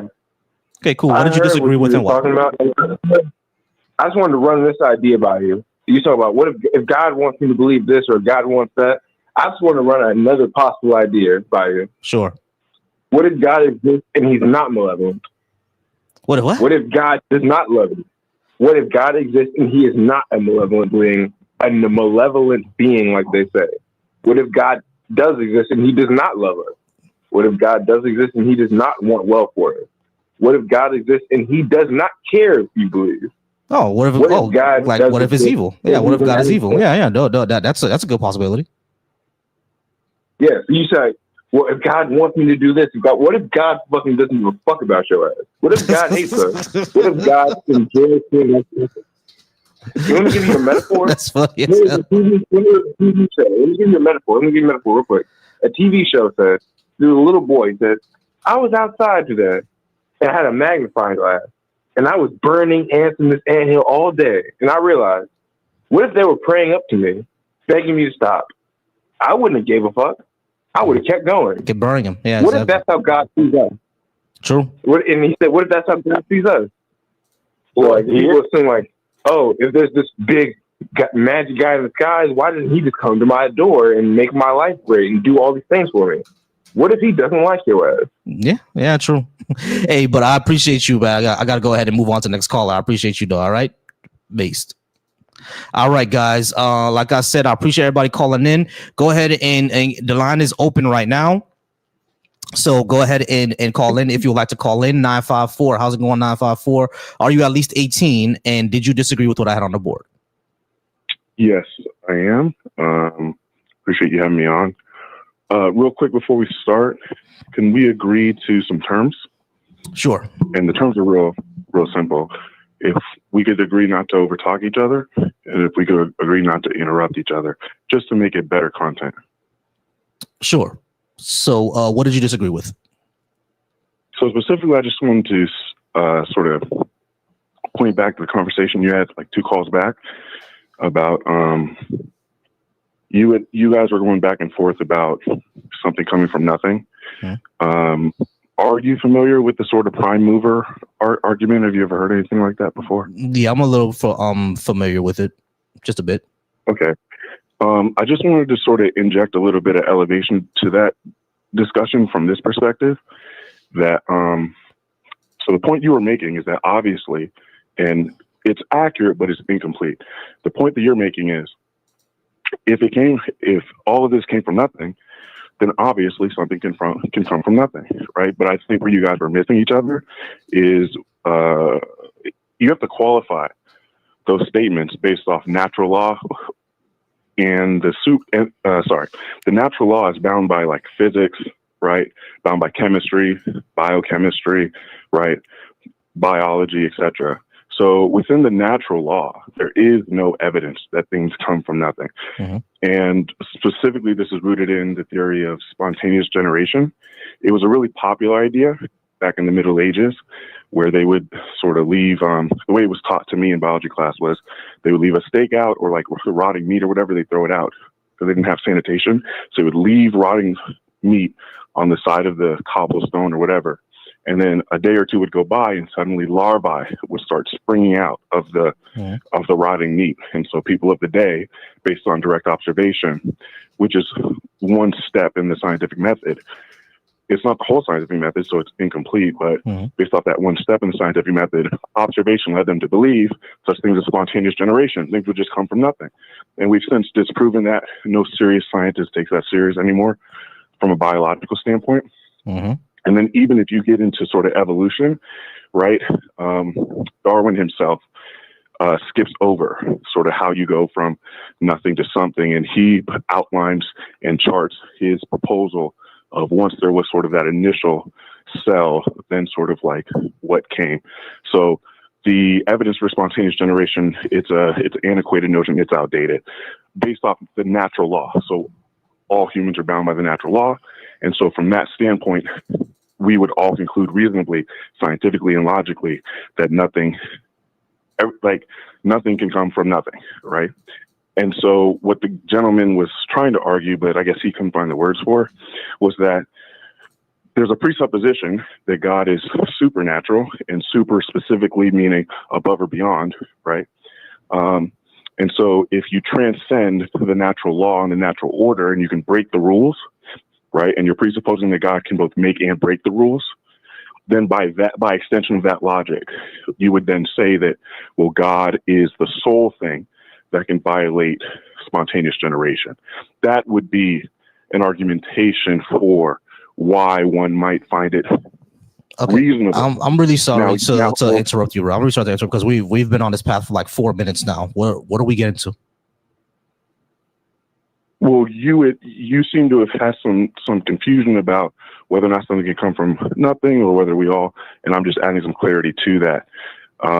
That in and of itself alone is not some compelling reason to fundamentally alter your worldview, but it does provide a reasonable basis to suggest that solely God could be responsible for having violated the natural law, which is if everything has to come from something. Right. So if God is some sort of supernatural being, like the way that they explain, right, then yeah, sure, they can create that being, whatever it is, can create something from nothing. The only thing that I get to is that why should I even accept that to be true in the first place, that this being even exists? So that's actually an excellent question, right? So what you're saying more or less is, I don't find that compelling to shift my whole worldview. And I don't think that alone is sufficient to give you reason to shift your entire worldview. But the other part of your guys' conversation was, how do I know that any of this nonsense is true? I don't believe the Bible. I don't want to hear it, right? And so from the perspective of epistemology, which is the study of how can we know if anything is true, right? One of the most reasonable approaches to that is not to try to ask hard stop, yes or no, for these broad, large questions. What you want to do is be more like an investigator or a scientist. You want to try to find evidence along the way for how much of this is true. Now, right, where that brings you to is not, okay, now I have to believe in God. What it does bring you to is, well, I'm not going to be intellectually honest, I'm not going to be dismissive of everything that I hear from these people, and therefore there may be some truth to this. So to tie that back into your guys' conversation about Moses, okay, to tie that back to your conversation about Moses, to simply say, well, I don't know, I don't believe Moses true, and I think he was a myth, and there's no way to know. That is a very unsophisticated approach. An archaeologist would never take that approach. I would agree with that, right? But what I brought up, historian would never take that approach. I got you. I would agree with that, right? But when in that conversation, like I was telling them, even Jewish scholars are saying that Moses was likely not a real person. There's no moral archaeological evidence for a Moses. Even the name Moses is not really Hebrew. You know what I mean? So it's like, where does this name even come from? And from what we found, from what the research says, when we come from what research says, is like this was likely a foundation myth. The Moses and the Exodus and all that other good stuff, it was likely a foundation myth. Probably that myth was probably made up by there was evidence of some sort of movement of a large amount of people leaving Egypt, right? And it said that's likely where it came from. But the entire Exodus story, there's no evidence of that happening. Like one leader who was a prince and came down to remove his people out from the land, and a movement of about 2 to 3 million people, that is something that we don't have evidence of. What we do have evidence of is that there was a group of people living here. They were foreigners. They lived there for about a decade or so, and about 1,000 of them packed their things and they moved. That's likely where the foundation myth came from. But the entire thing that we see in the biblical narrative, we don't have evidence of that, or even the person who led it, which is supposed to be Moses. Got it.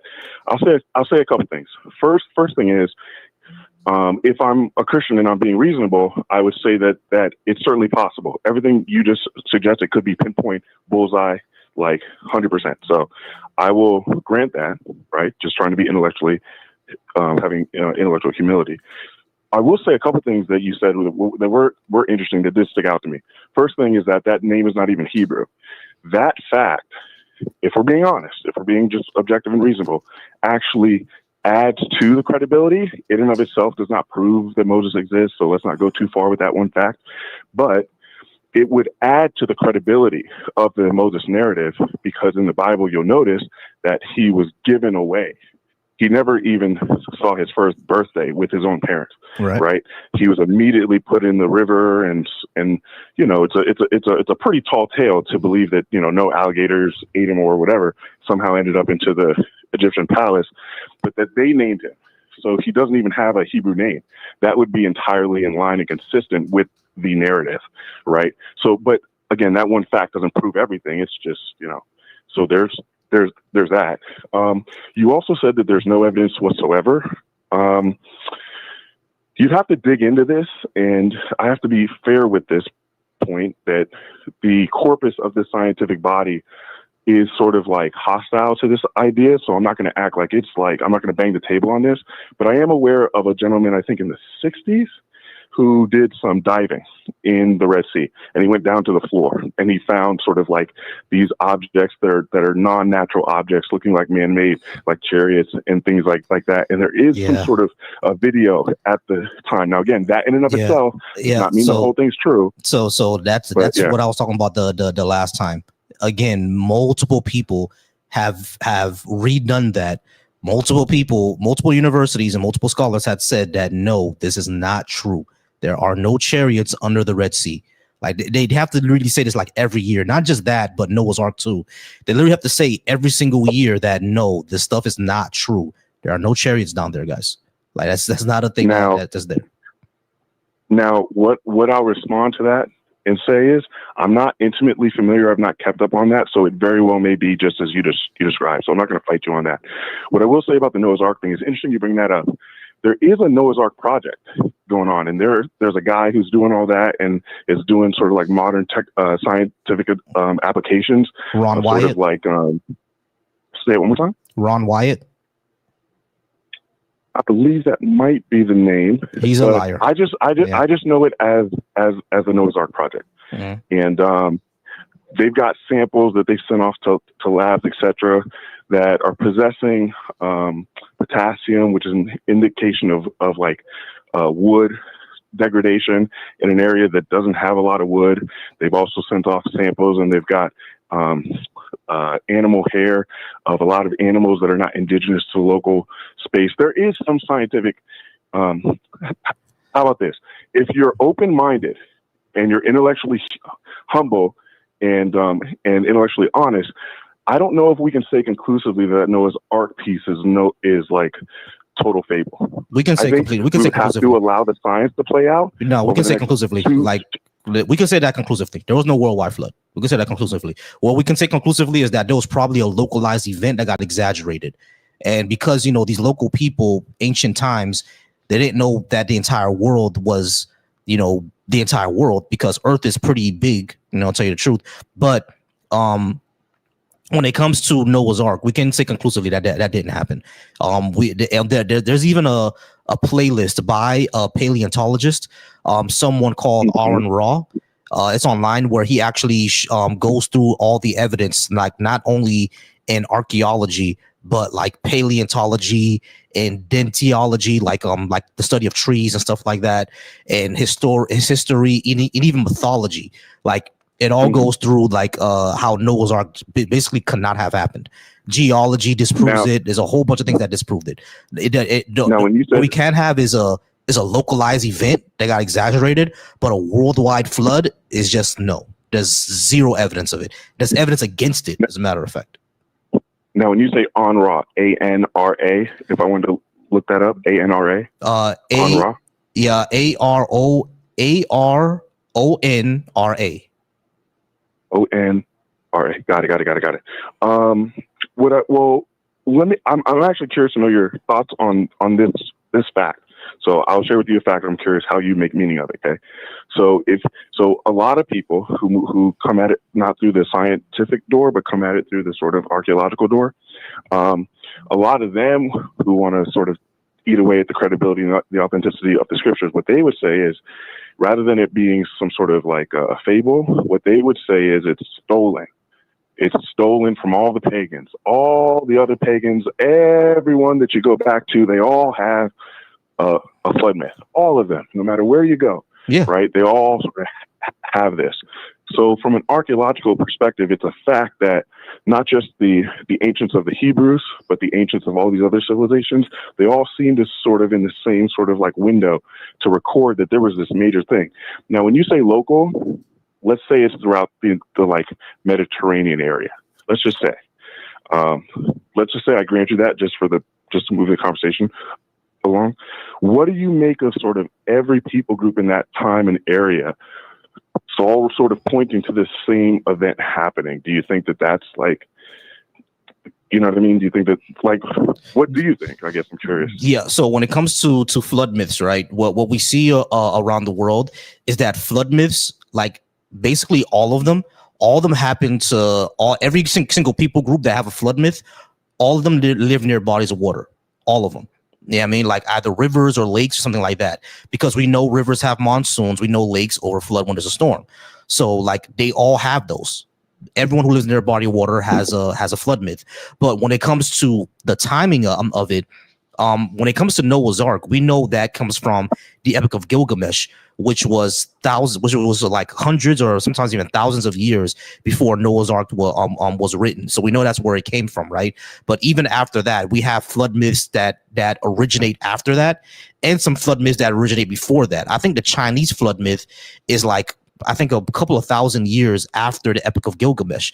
You see what I'm saying? So they're not all happening at the same time. And most importantly, they all happen near bodies of water.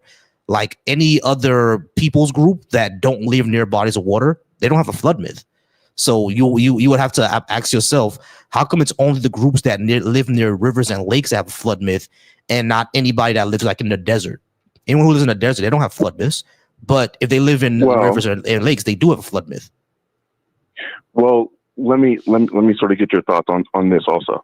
So all is always a difficult burden of proof whenever you're in a debate of sorts, right? Always and never, right?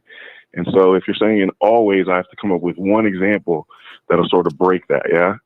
So if you look at it, right, if you look at the record, the Hebrew one specifically, right, the one that we're talking about in Genesis, that one reports to have fallen or sort of landed in Mount Ararat. Now, if you're familiar with the geography of the area, I know most listeners probably aren't, but that's maybe about that's about as far as maybe like Nebraska to like the Pacific Ocean. Like it's not close. Like Mount Ararat is not close to water. And so that's just one exception. Again, even if I come up with one exception, I'm not going to say like, oh, you're so wrong or whatever, but I am curious to know, what are your thoughts? Because you did say always. And if I come up with one exception, that does sort of undo the always. Right. So when it comes to the Hebrew flood myth, they said that the ark landed in Mount Ararat, right? But what is the area where it originated from? Is it anywhere near a body of water? When we talk about the Epic of Gilgamesh, yeah, we're talking about the Epic of Gilgamesh. Mesopotamia used to flood all the time. Mm-hmm. So, and that's where the Noah's Ark actually originated from. It originated from that story. I think you're right, somewhere in and around Mesopotamia, maybe close to the Jordan River, but somewhere close to some body of water. So I will grant you that. However, for just to clarify, the Mount Ararat is at the northern aspect of Iran and at the most eastern aspect of Turkey. So if you guys can sort of picture Iran, when we went to Iran and Iraq and started having, so it's actually at the triangulation of the border between Turkey, Iraq, and Iran, like in the northernmost aspect. And all the videos I saw of Iraq back when we were searching for weapons of mass destruction, all I saw was sand. So I think you're right about it or originating near water. So I'm not going to fight you on that. And I think that may be reasonable. But, you know, how these people from Ararat sort of. Well, I do appreciate you because we're out of time, but I do appreciate you being up. Okay. Come by anytime. You have a good day. All right, guys. We're gonna go ahead and keep it moving. I do appreciate y'all. Appreciate everybody being here. 919. I've already spoken to you already. All right, but I appreciate you. 919. We're gonna move on to 945. 945. We're gonna move on to 945. 945. How's it going? Are you at least 18? And did you disagree with what I had on the board? No, not really. I just had a comment that read a comment in your chat. Sure. And it was the topic of reparations. Yeah, I mean, I already invited multiple people who want to talk about reparations up to the board. They just never called in. But yeah, what did you have? Oh, okay.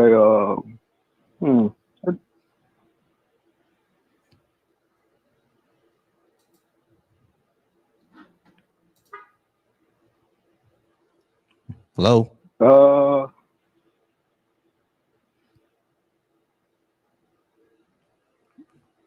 Hello. Well, yeah, you can choose. It doesn't really matter. Okay. So which on the board did you want to talk about? We can talk about so we already talked about reparations and to believe in God. We talked about that a little last time. All right. So on my board, I have America was never great. Leftist policies are better for society. Reparations for Black Americans. Good reason to believe in a God. Faith is unreliable, and abolish ICE. Which one did you want to talk about? I agree with you on faith is unreliable. I kind of agree with you on like just having dialogue on seeing of what people do believe in as God. So we just got to get to an understanding of like what do you believe in as God? You know what I'm saying? Do you believe in the God of the Bible, where there's an entity watching you and judging us, and you know what I'm saying? He just made everything for his entertainment type deal, or what? Right. Well, I don't really believe in a God at all. So that part doesn't really matter to me. So how do you? I'm interested in to know, like, how do you think you're experiencing life? I have consciousness. Okay, so you just think it was just randomly given to you. Like, I don't understand. How do you think that consciousness was conceived? Consciousness is emergent. Like, how? You said what? Consciousness is an emergent property of our brain chemistry, basically. Our neurons in our brain, stuff like that. That's where consciousness emerges from.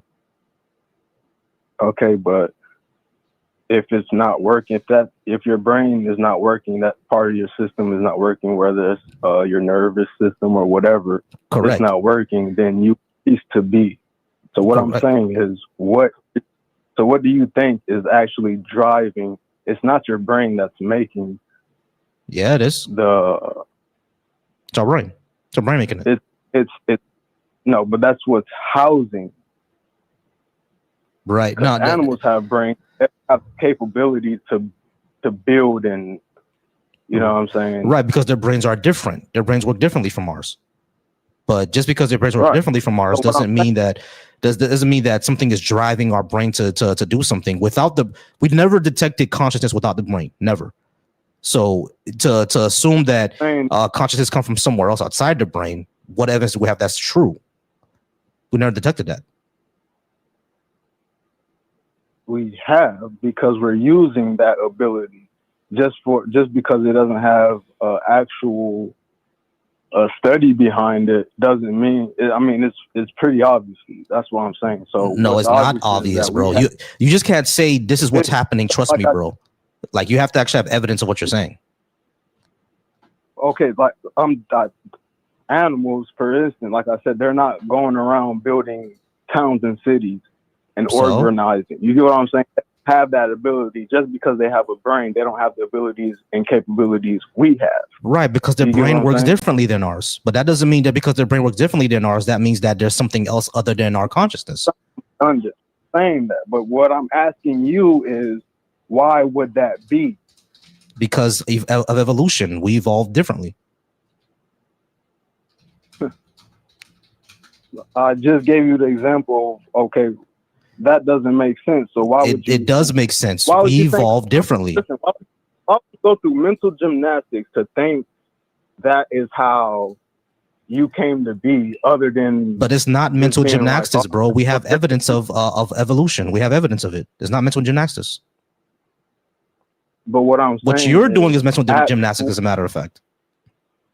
No, it's not. Like, I'm asking you a question, so I'm not even thinking right now. I'm just asking. Right. You okay. So you asked me the question, right? How come? That question you asked me is, how come animals don't build cities and stuff? And I told you is because their brains work different. They're different than ours. And you asked me why, and I said because we evolved differently. It's because of evolution. Hold on. Listen.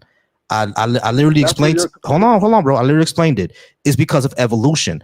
Now, if you don't understand or believe in evolution, we can go that way. Are you saying that evolution is false?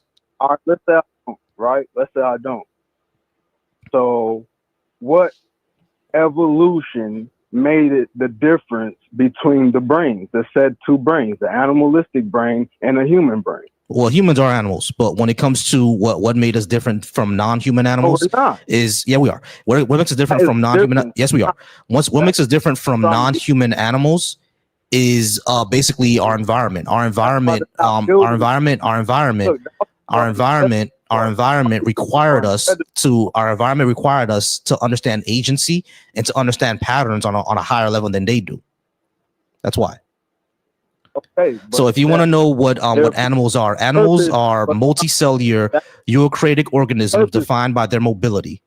Are we multicellular in organisms that have mobility? I mean, it's a necessity to be able to travel. Right. So we're multicellular, we're organisms, we have mobility, and we consume organic matters, and we have a metabolism. Right? All of those are what animals are. So when I say humans are animals, that's what I mean. We're literally animals. We need a conscious for something. What? We have a conscious. So why put a conscious in one animal and not the other? When you say we have a conscious, when you say we have a conscious, what do you mean by that? A soul, a spirit. All right. You need to actually prove a soul first. Just because we have consciousness doesn't mean that we have a soul. You understand? You hold on. When you can't hold on, that's what I'm saying to you. Hold on real quick. Hold on real quick. You cannot say consciousness and soul are the same thing. You can't make that claim. I didn't say that. All right, but I asked you. Hold on, but hold on. When I asked you, what do you mean by consciousness? You literally said soul. That's what you said. I asked you, what is consciousness? And you said soul. So if they're not the same thing, what do you mean by that then? All right, I took you off mute now. That's in your mind that operates your body. You understand? All right, we're going to go ahead and move on, guys, because that was getting nowhere, and I don't have any time for that. We're going to go ahead and move on. I do appreciate y'all all being here. Again, over on the TikTok, we're at 11K likes. Let's try to get us to 15K within the next few minutes.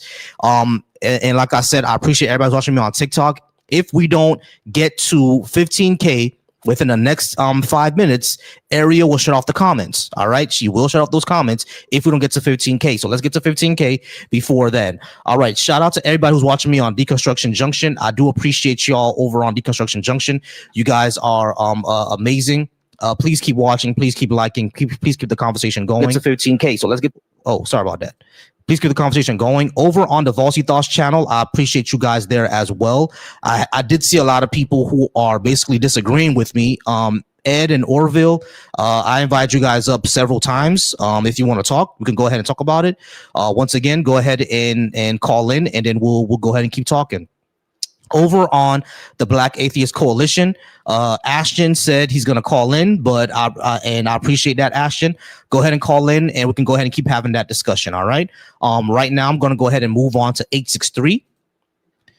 863. Can I have your name, age, and did you disagree with what I had on the board? John, 28, and yes. All right, cool. What did you disagree with, and what do you want to talk about? I pretty much disagree with all of it, but we could talk about the last one, abolish ICE. Yeah, I think we should abolish ICE. They've killed 2 American citizens. They're harassing people. They've gassed babies. One of them, we do know of at least 2 or 3, not 2, but 1 publicized case where a guy was a rapist. So there's no reason for them to exist. We can enforce immigration laws the same way we did before they existed. Okay, so your basis is because they've committed, like they killed someone. My basis, all the other things you listed. My basis is they're not following the Constitution. My basis is they're not following. Number 1, they're not following the Constitution. Number 2, they're harassing people. And number 3, there's no reason for them. Let's not shotgun. Let's go one at a time. What part of the Constitution aren't they following? They were the Fourth Amendment, reasonable search and seizure. In what instance? It was literally there was literally an internal memo that went around that said they can enter homes without a warrant. An internal memo? That's not binding. That won't have any legal effect. I understand they won't have any legal effect, but they're allowed to break the Fourth Amendment. Let me ask you this. No, they're not allowed to break the Fourth Amendment. So then why did they send that? So why did JD Vance give them immunity for anything that they do? JD Vance doesn't have the power to give anyone immunity. He's a vice president. Tell me where that's listed in his powers. It's not.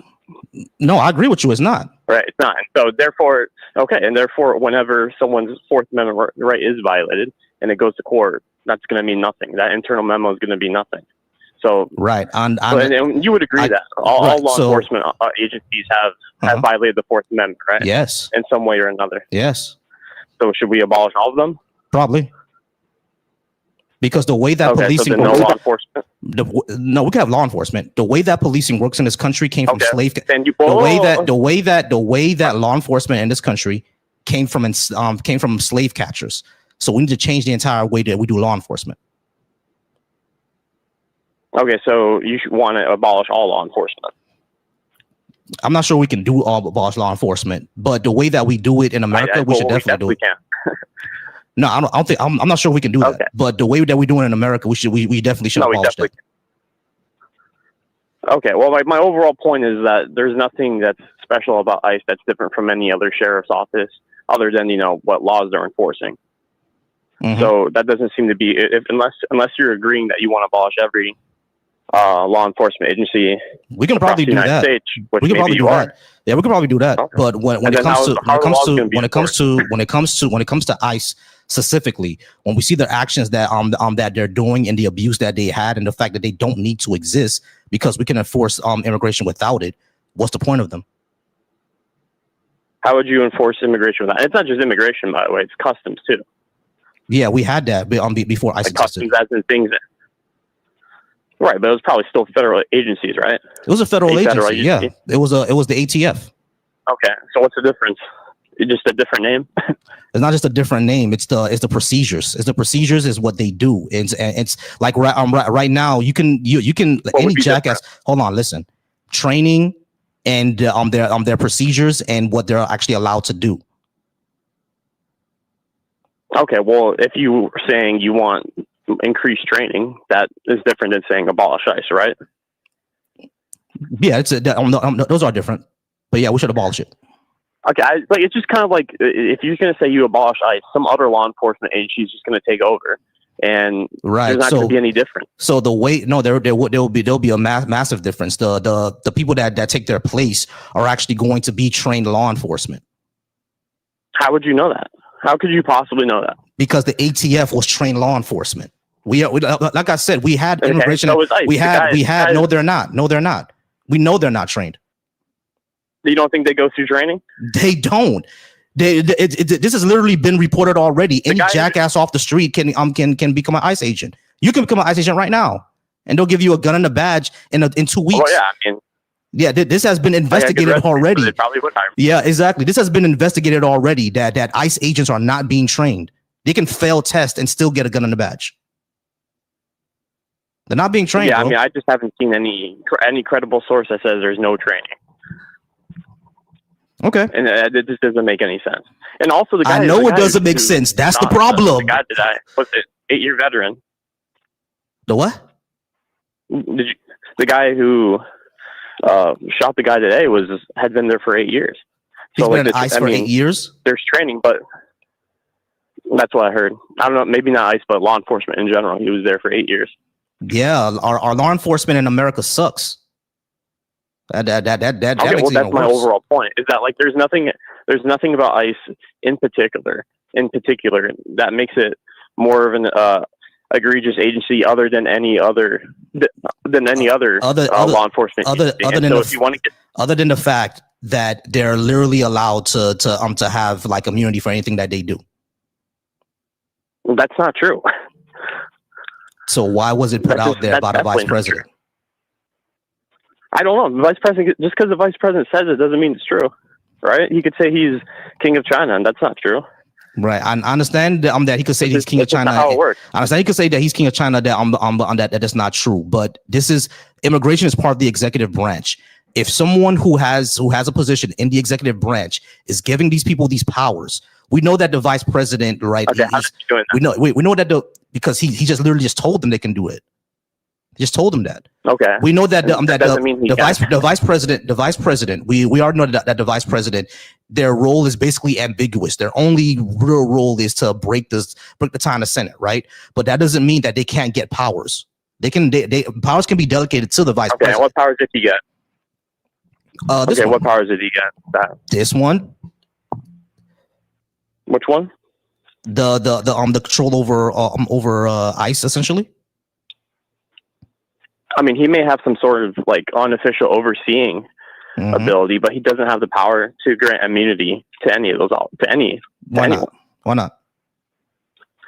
Because the executive branch, what do? They execute the law, right? They don't create the law. Now, only Congress could give them some sort of immunity, or if the courts found through some sort of common law or interpretation that they had immunity, then the courts could give them immunity. But the vice president can't just say, "Yeah, they're immune."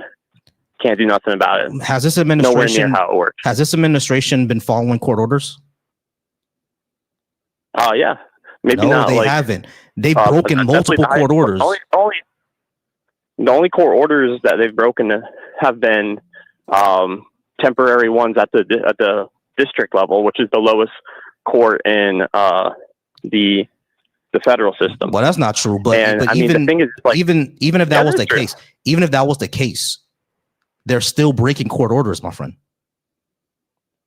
Right. So, I mean, the thing though is that the system is more of like a test system, right? So the president Trump's not a lawyer, right? Which is a problem. Well, I mean, many presidents aren't. And even if he was a lawyer, only other role. I'm sorry. Go ahead. No, you're good. Even if he was a lawyer, it wouldn't be his role to be to try to interpret and understand the laws. His job is to execute the laws.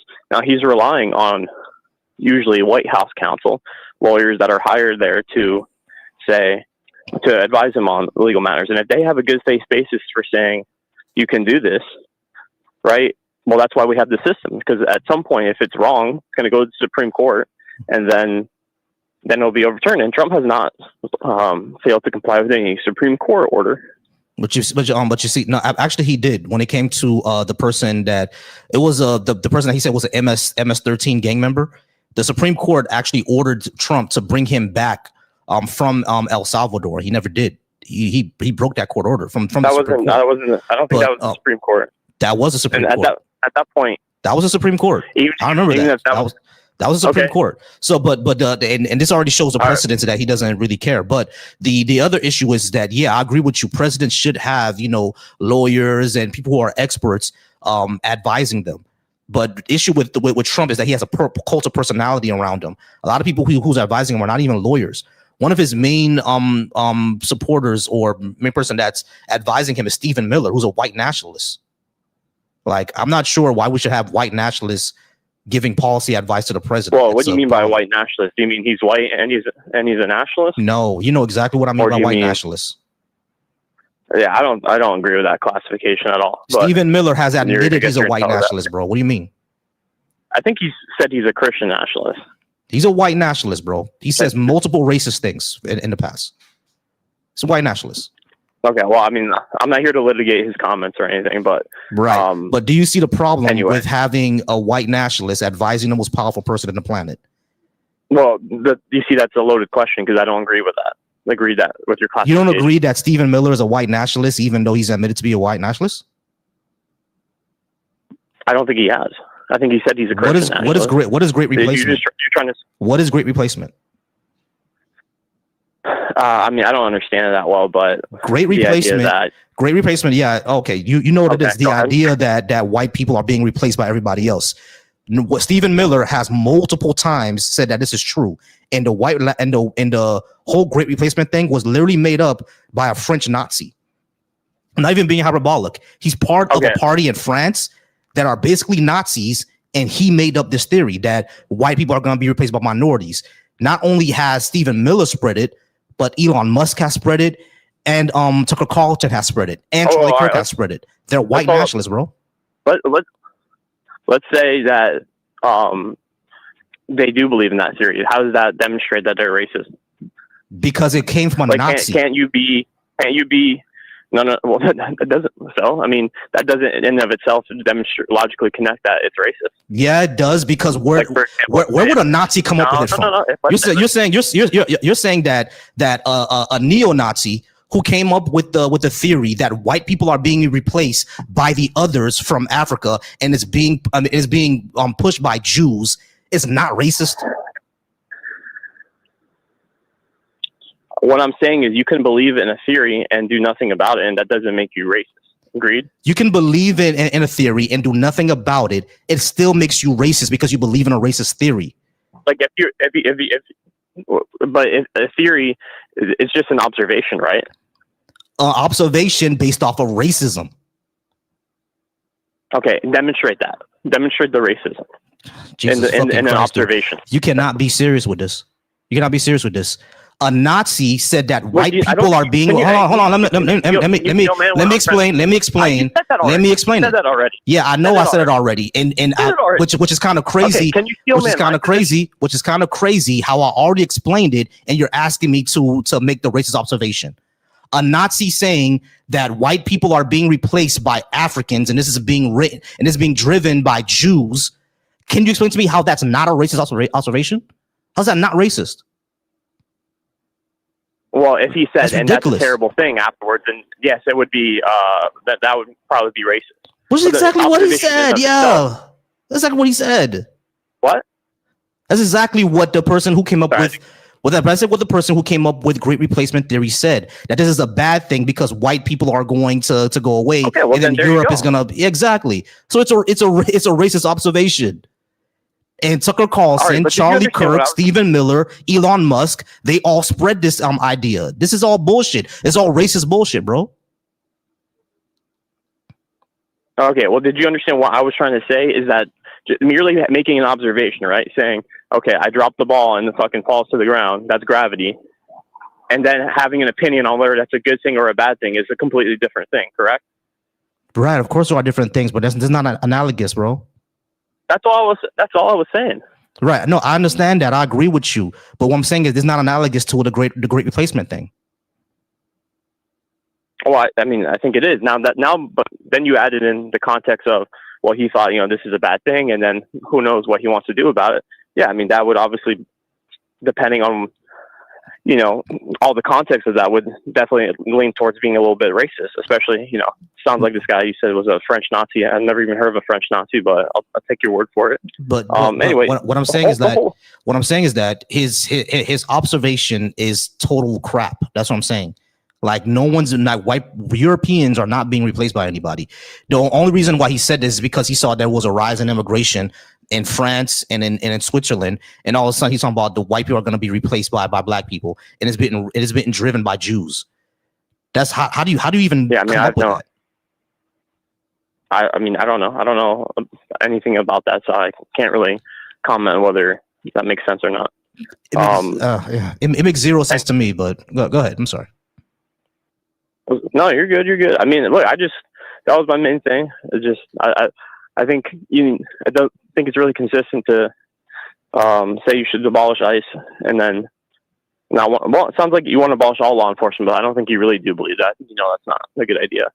I'm not sure if it's possible, but I think I actually do think that the way that policing works in America, it needs to be abolished. We need to come up with an entirely new system. I guess how would you evolve it? We would need to build a system based off of rehabilitation and keeping the peace, rather than like carceral punishment and a reactionary force. I mean, the problem, there's a few There's a few problems with that. You don't want to. It needs to be reactionary, because if it's not reactionary, then you get to the point where, I don't know if you ever seen, what's that movie called? Minority Report. But like, what, you're going to start predicting crimes? Well, I'm not going to start predicting crimes. What we do is that we put in policies that what we do, we put in policies that lower crime in the first place.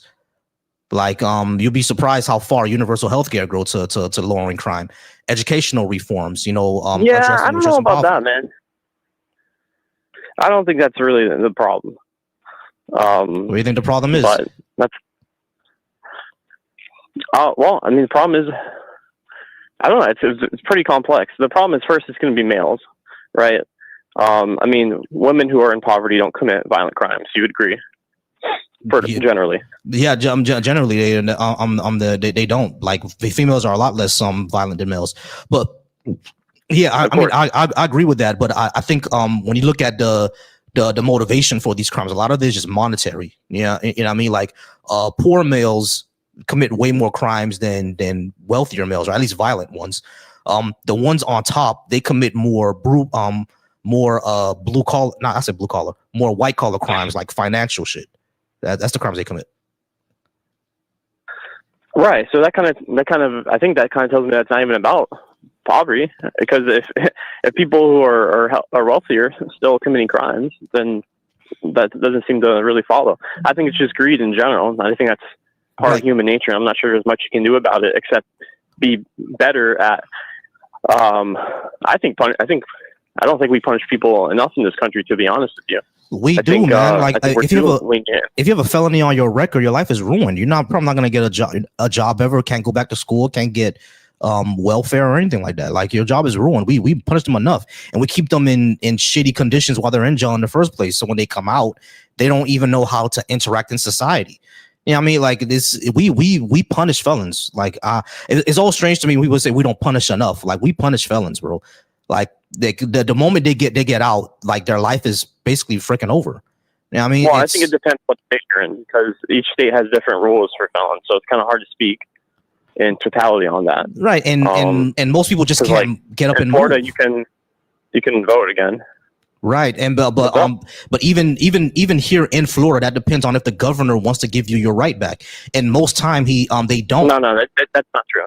Yeah, that's not true. They just have to pay off from Florida, bro. No, they just have to pay off their. I'm from Florida too, bro. Yeah. You never seen those? Pay off their jail fees or whatever. No, that's not it. Because I have people who are felons. They have to go up to the governor and they have to give them their right back. Oh, did they sit before a commission? Maybe. I don't think it's just the governor. No, it's not just the governor. They have to do a lot of things in order to get the right back, but the final say is the governor, and the governor could say no. Rick Scott was infamous for that. He was always telling people no. I think he sits as a commissioner on the board of people who make that decision. Right, he does. But, the governor does. I don't know enough about that. Right, correct. Argue with you about that. No, they do. They sit on the board. And they can say no. That's actually was one of the issues with Rick Scott, because he was, even though the person was a felon, and they haven't been in trouble for like 2-3 years, and want their right to vote back, Rick Scott was always say no. You feel me? Like, the thing is, when it comes to our country, right? I think we focus too much on punishment and not enough on rehabilitation, because the jails are already shitty, and when they get out, it's going to be hard. It's going to be almost impossible for them to get a job. Of course, a lot of them can't even join the military, and they can't get school loans to go back to school, or even if they're allowed to go back to school.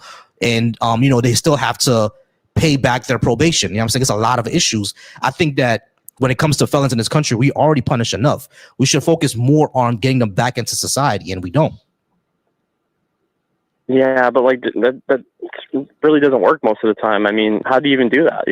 And committing a felon, you're committing a felon. No, I mean, you can argue that maybe some of these drug crimes should, be decriminalized, but especially generally, if you commit I think most people agree with that across the political aisle. I don't know, maybe not. No, they do. They do. I mean, if you commit a felony, I mean, if you commit a felony, I don't think it's wrong for you to have to jump through some hoops to get your things back in order. In fact, I think it might even be good for you. to a certain extent. Right. To a certain extent. I'm just talking about the way that we do it now. It's like you're basically causing more recidivism, because if they can't get assistance, if they can't go back to school, they can't get a job, what's going to happen? They're going to go ahead and commit a crime again. And that's what we see most of the time. So that's why I'm saying that we should work on that type of reform. I mean, like, reform all of that. Work more on rehabilitating them. And matter of fact, let's work on having people not commit crimes in the first place by, things like poverty alleviation, healthcare, which can give them, therapy and stuff like that. I think that's what we should focus on. Yeah, I mean, I don't necessarily agree that stuff's going to alleviate crime. I think a job will, for sure. And then with a job comes a lot of those other things. So. Yeah, because look, I won't take up any more of your time.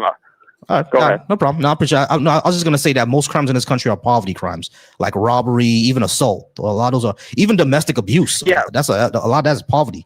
Yeah, I mean, and because of stress and stuff. Yeah, I don't think so. Yeah, no, you'd be surprised. So, like, I was surprised when I looked this up, because I'm in a counseling course. I'm in a course to become a therapist. And you'll be surprised. You'll be like, yeah, a lot of the research shows that even domestic violence, a lot of that is based on poverty. Like, you'll be surprised because they can't deal with stress, and they drink a lot. So a lot of that causes domestic. You'd be surprised. You know what I mean? Can domestic abusers be university or? I'm in a university. Yeah. Now, can domestic abusers be reformed? That's more controversial. I agree with you there. That's a lot more controversial. Can domestic abusers be reformed? And the research shows that if they're narcissistic, no. But if they're not narcissistic, if they show genuine empathy, then it could be. Like, it's controversial for sure. Yeah, I mean, I don't want people to think that there's a lot of psychology going on. Yeah, I want people to think I'm taking up for people who beat on women. I'm not. I'm really not. But you'd be surprised how much of this is based off. Issue. It's more complicated than we tend to think. Yeah. Yeah, I mean, just all of the stuff we were talking about with crime, like, that's why I don't want to get too into it, because you gotta know all the specifics and stuff. I mean, if you don't mind, or I don't know if you want to share, but what university? Capella University. Okay. You said Florida, so I was wondering if. Yeah, it's online. But hey, I appreciate you though. Good conversation, and we'll talk soon. All right, have a good one. All right, you too. All right, guys. I appreciate y'all being here. I'm gonna go ahead and be on for probably the next 30 minutes. I'm gonna get off at 6:30. Once again, if you're watching me from Deconstruction Junction, I appreciate you watching me there. If you're watching me from the Black Atheist Coalition, I appreciate you watching me there. Go ahead and call in if you would like to. And if you're watching me over on Volsy Thoughts, I appreciate you there. Let's go ahead and get some of those views up. I appreciate all the views over on the Deconstruction Junction. You guys are amazing. Oh, excuse me. I'm sorry about that. You guys are amazing. Appreciate all the views over on the Black Atheist Coalition. And if you're watching me on Twitch as well, I appreciate you there. Let's see. All right, over on Twitch, someone had a question. I said, I'm from Germany and I have a question. Does the Americans like Trump or not? Some Americans like Trump and some don't. It's really that complicated. All right. We have 860 on the line. I'm going to go ahead and bring up 860 first. Hello. All right. 860. How's it going? Are you at least 18? And did you disagree with what I had on the board? Yeah, I'm 18. I'm over 18. And I do disagree with a lot of those points. But I just wanted to touch up on the abolish ICE one. Cool. Can I get your name first? Aaron. All right, Aaron. Yeah, I think we should abolish ICE, especially with what's going on today. Why shouldn't we? Because you need agencies that are very specific to certain crimes. So what I mean by that is, how you have the ATF, the DEA, the FBI. You have all these different agencies that each handle very specific crimes. I think with ICE, you can have that specialization so that you limit the amount of errors and that they're more familiar with the policies and more familiar with the laws involving that particular crime. If you kind of generalize it, then you lose that specialty. You know what I mean? That can be seen in anything. Even on the medical field, you have different type of doctors, right? Different type of surgeons, different type of researchers, virologists. It's just, I don't. If you don't specialize in these type of things, then I think you'll be more prone to errors. So I think that's why we need ICE for that specific reason. Okay, so right now ICE is committing all those errors that you're talking about, right? So you're saying that instead of abolishing them, give them more training, essentially. Well, I think they have the training. I think that just like in any other field, or I want to say of any other agency, federal agency, there's shootings in DEA, there's shootings in the FBI, there's shootings, for whatever type of agency you look at. I think the ones that are being highlighted right on TV, it's because there's a microscope under the whole. No, that's not what I said. I said because there's a microscope on ICE right now because of everything that's happening as far as the immigration, right? Right, that's because like a they're harassing issue people right now. Yeah, because they're harassing. No, I don't think they're. No. You're putting words in my mouth. I don't think they're. I'm not saying that you're saying that. I'm saying that's why there's a microscope under them because they're harassing people. Okay. All right. Well, I mean, I disagree, and the reason that I disagree is because, you have people who are actively going to where ICE is, right? And they're interfering with their investigations. Because they're harassing people. If you look at it, no, it's because they're enforcing the laws. So if they're enforcing the laws, hold on. Let me finish my statement. No, I got you. So when it comes, because I hear all this already. When it comes to, because we hear the same excuse for cops too. They're just enforcing the law. Enforcing the law is not an issue. Right. It's what you do and how you do it. Right. If someone is selling drugs out of a building, yeah, go ahead and I understand they're selling drugs. That's illegal. You're gonna go ahead and arrest that person. But if the cops come in and they go through and they rummage through everybody's apartment and they go ahead and put 5-year-olds in handcuffs and they go ahead and slam grandmas to the ground and they go ahead and destroy all the other buildings just to get that one drug dealer, you think they're going to trust the cops after that? No, I think you're blending in a lot of things that aren't happening. And right. Hold on. You're talking about. Hold on. Aaron. You gotta let me respond. I'm gonna let you respond, Aaron. I'm gonna let you respond, Aaron. But the question is, so let me know when to respond. I got you, Aaron. My question was, if a police precinct were to go into a building to arrest one drug dealer, but they go in and do exactly what I said, meaning harassing innocent people, detaining 5-year-olds, slamming grandmas to the ground, and rummaging through people's products and basically destroying their entire building, their entire livelihood, do you think people would trust the cops after that? I think it all depends on the situation. I mean, right now you mentioned 4 or 5 different instances, right, of things that are being claimed that ICE has conducted. But let's talk about local PD, right? All right. So Aaron, hold on. You said you would let me talk. You said you would let me talk. I am. But Aaron, I just need to respond to one thing. I just respond to one thing. Yeah. You said that I'm blending things. Yeah. I didn't. This was all one event. This was all one event. Okay. Well, this is what ICE did in Chicago. It was all one event. All right. Well, let's say that, there's just all one event. Again, I think it depends on the context, right? So I'm going to try to go and explain why context matters, right? So let's say if I were a police officer, right, and I were to go to an apartment where I know that they're selling drugs, right? And I've done maybe some controlled buys where, we have a undercover officer go in there or informant go in there and purchase the drugs, right? Now I know, hey, listen, there are drugs in this apartment or there are drugs in this house, right? We can now go get a warrant and then have access to the house, right? Okay. So let's say that happens.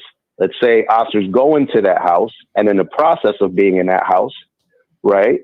They knock on the door, search warrant, no one answers, they kick the door in. There's people in the house that are resisting, right? That they're attempting to either eliminate the drugs or they're physically trying to stop us from, get to the drugs, or they're fighting officers, or they're trying to flee the scene, officers are going to have to use some type of physical force, right, to detain them, right? If a person, let's say, is armed with a weapon, right, and they're resisting, let's say they're just fighting, right, and that firearm is on them, right, if they're trying to gain control of this person, right, there's a possibility, especially, depending on, if you're able to reach for that weapon, there's a possibility that they might shoot that officer, right? And it doesn't even have to be a gun, some type of substance that might cause an officer serious physical harm or, deadly force. Those are the type of things that you have to look at. Now, let's say that they go into this house, right? And in this house, apartment, right? One of the people that were in that original apartment ran out the apartment, and they run up the stairs to another apartment, right? Officers chase, they kick that door down. Sure enough, they see that in that new apartment, where this guy just ran into, which they can go into this new apartment based on hot pursuit, right? You got a guy who's committed a felony. You're chasing him into this new apartment. You go in there, Aaron, and there's drugs all over. Hold on. I gotta pause you. No, I already know where this is going. I gotta pause you. Like, why did you change my entire thing to make the cops the heroes in this situation? You realize that what I said happens all the time, right? Where, hold on. Let me finish. I didn't. Let me finish. Let me just finish with this one thing. Because you did. Yeah. Because you said that we're going to go ahead and go into this apartment, but people are resisting. And then he runs to another apartment. So the cops break into that one. Yeah. And then they see drugs all over the place. So they have to seize those, and they have to keep running and running and running. This is making cops reasonable. Right. What you don't understand is that cops have done things multiple times, and I've been through it, where none of what you're saying happens. They just bust into a house and just put everybody on the ground. No drugs, no nothing. They just treat everybody like a criminal. Do you understand? If something like this happens, there's going to be a lot less trust for cops. Oh, listen, maybe I want to say maybe in the past you could do things like that, right? You could do things like that. But it's literally just happened in Chicago, bro. Hold on, listen. Let's say, right, now with body cams, right, you can't just rush into someone's house, right? Body cams can be shut off, bro. Someone's house. Body cams can be shut off, bro. They could. And not only that, there's a memo going around in ICE that they can bust into people's house without a warrant. Like this is all about. They can bust in, right? But you got to think about the context, right? They can bust into someone's house, right? If they're in hot pursuit of someone, if they know that someone is in that house. Mm-hmm. When they're in hot pursuit, but the problem that Aaron, that you're assuming that's the only reason they're going to bust into somebody's house. We've seen multiple times where ICE and police officers bust into a house that no one ran into. They're just doing shit, bro. This happens multiple times. Why do you think that people from my community don't trust officers? Because we see this all the time, and not just us seeing it. There's research on this where police brutality is a major thing in communities of people who look like me, where they're just harassing us. I'm first generation Hispanic here. My parents are Puerto Rican. I grew up in the project. So know. So no, but I know that you're wrong, because I'm not saying that hasn't happened, right? Because there's been instances just with anything where no profession is some utopia, where everyone's a saint and everyone's perfect. That's not just how it is. Any profession, you'll find people who are crooks and people who are gonna break the law or break the rules and break the policies and whatnot. But in my experience, growing up in the projects in one of the worst cities in the state of Connecticut. Oh, Connecticut. In the state of Connecticut, right? Just listen, it's one of the major cities. There aren't much, so if you look at a map, you'll see what it is. Boston. But the point, no, Boston is in Massachusetts. Oh, my bad. You're right. All right. You're right. My bad. I'm talking about Connecticut. So the point is, listen, I've lived it. I'm 40 years old. My mom came from Puerto Rico. I was born here, grew up in the project. So I was like 20 something, you know, I done seen it. I done lived it. And I can tell you right now, I haven't seen any of that. Anybody who had that slime thing happen, I've never seen it personally, and I've never heard it.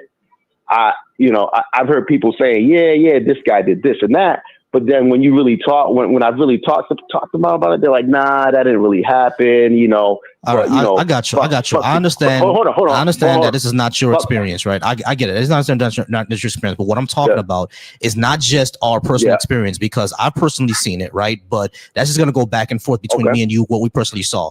What I'm talking about is, do we actually have data to show this is true? And what we do have is that the data shows is that police officers are a lot harsher to black and brown people than they are to everybody else. And what we have is that when police officers do these raids and they're going into an area that has a lot of black people, they're a lot more harsher and a lot more physically violent towards those people. Even if they're looking for one or two people, or even the people around them are innocent, they're a lot more violent when there's black and brown people around. That's just what the data shows. If that's the case, why do you think that we'll be trusting the cops? And the example that I gave you of police officers rushing into a building and abusing innocent people that are there, detaining children, slamming grandmas to the ground, and basically destroying entire apartments, ICE has done at least twice. So why would anybody trust them for that? Well, again, right, if you're going to talk about ICE, you know, there's very specifics for each agency, and whether it be federal, state, local, but you got to look at the context, right? We don't know the context. Right now, all we're hearing is a bunch of media stuff, right? Whatever's on the news, whatever's on social media. But have you sat down and read any of those, either arrest warrants or search warrants, to see the outcomes, to see all right, how let me they ask were you this question. adjudicated, Let me ask you this question.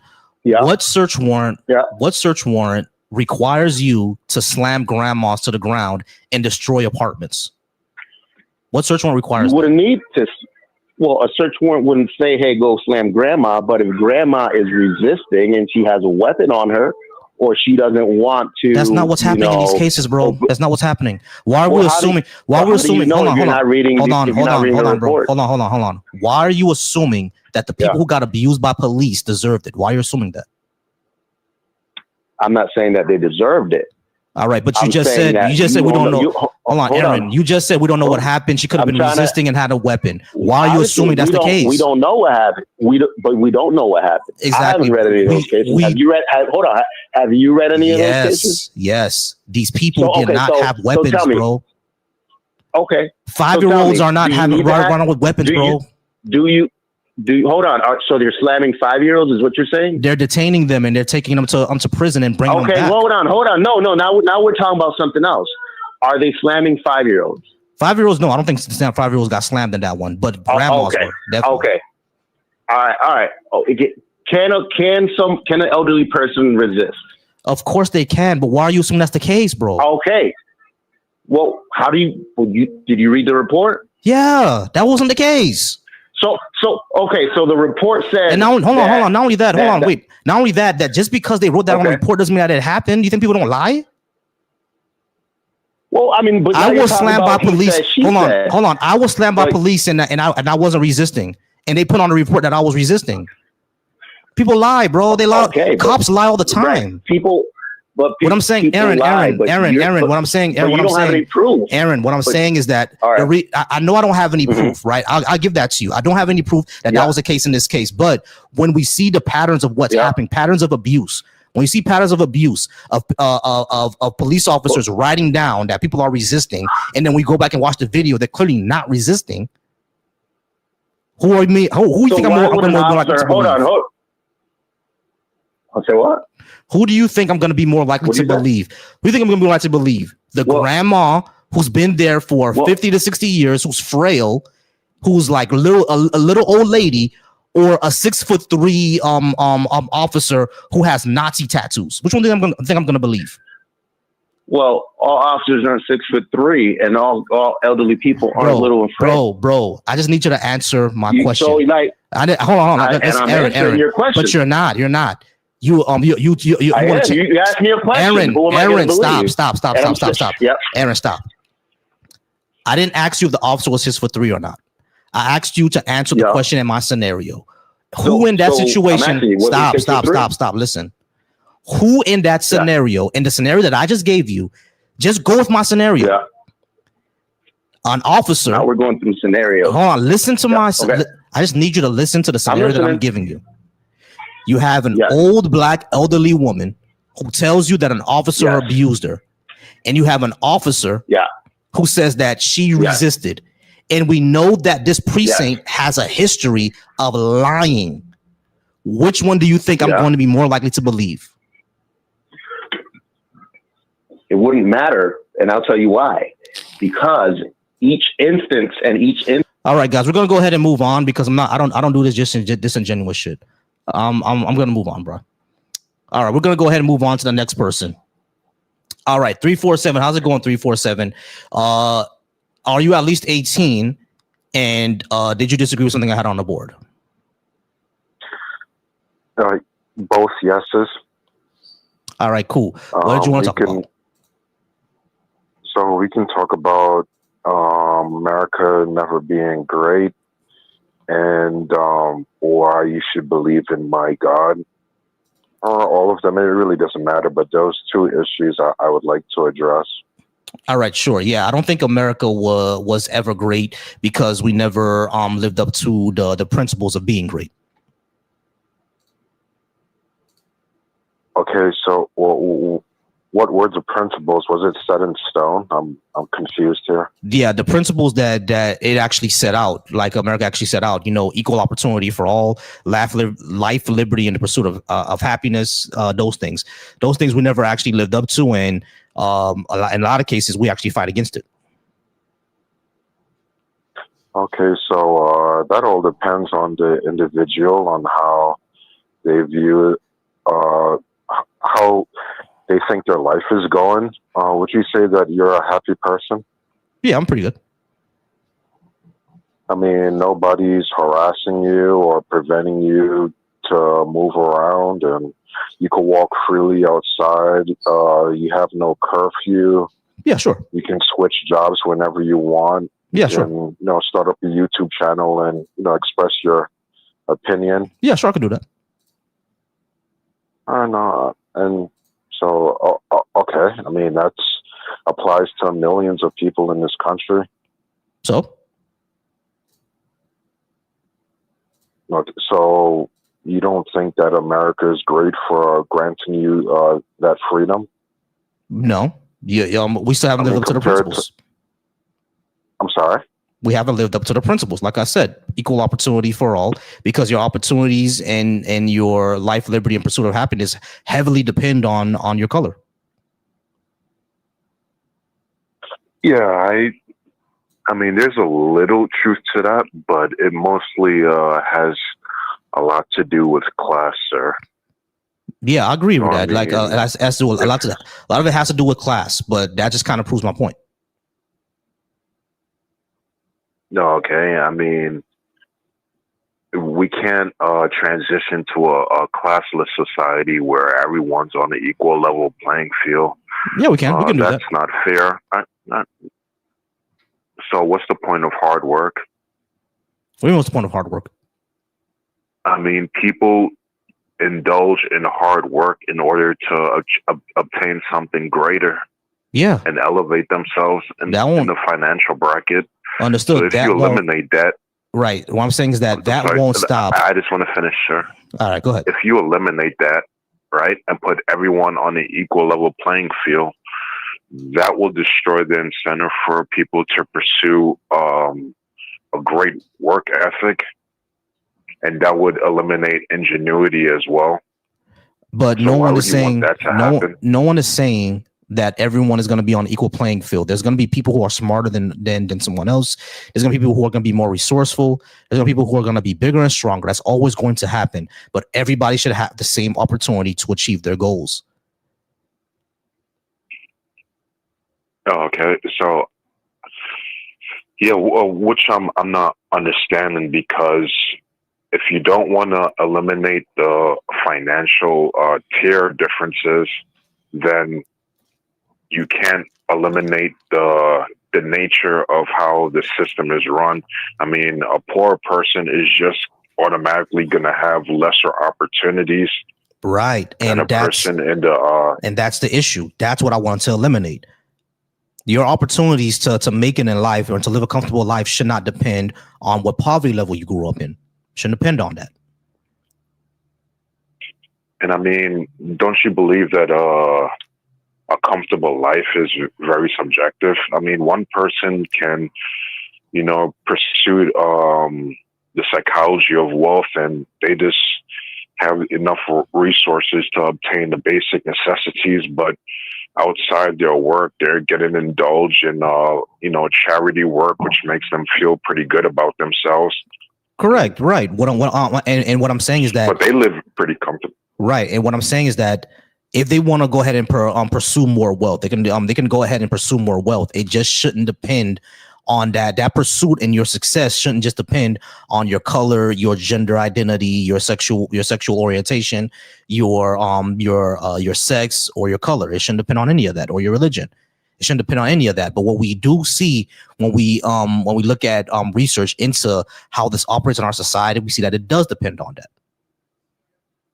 So you're telling me that if a person of color obtained the prerequisites to enter a job, and that industry is suffering a labor shortage, they're gonna somehow experience a disadvantage, even though they already obtained the prerequisites? Yes. That is suffice for that job occupation. Yes. I know it sounds insane, but I know. Hold on. I know what I'm saying sounds insane, but racism isn't rational, bro.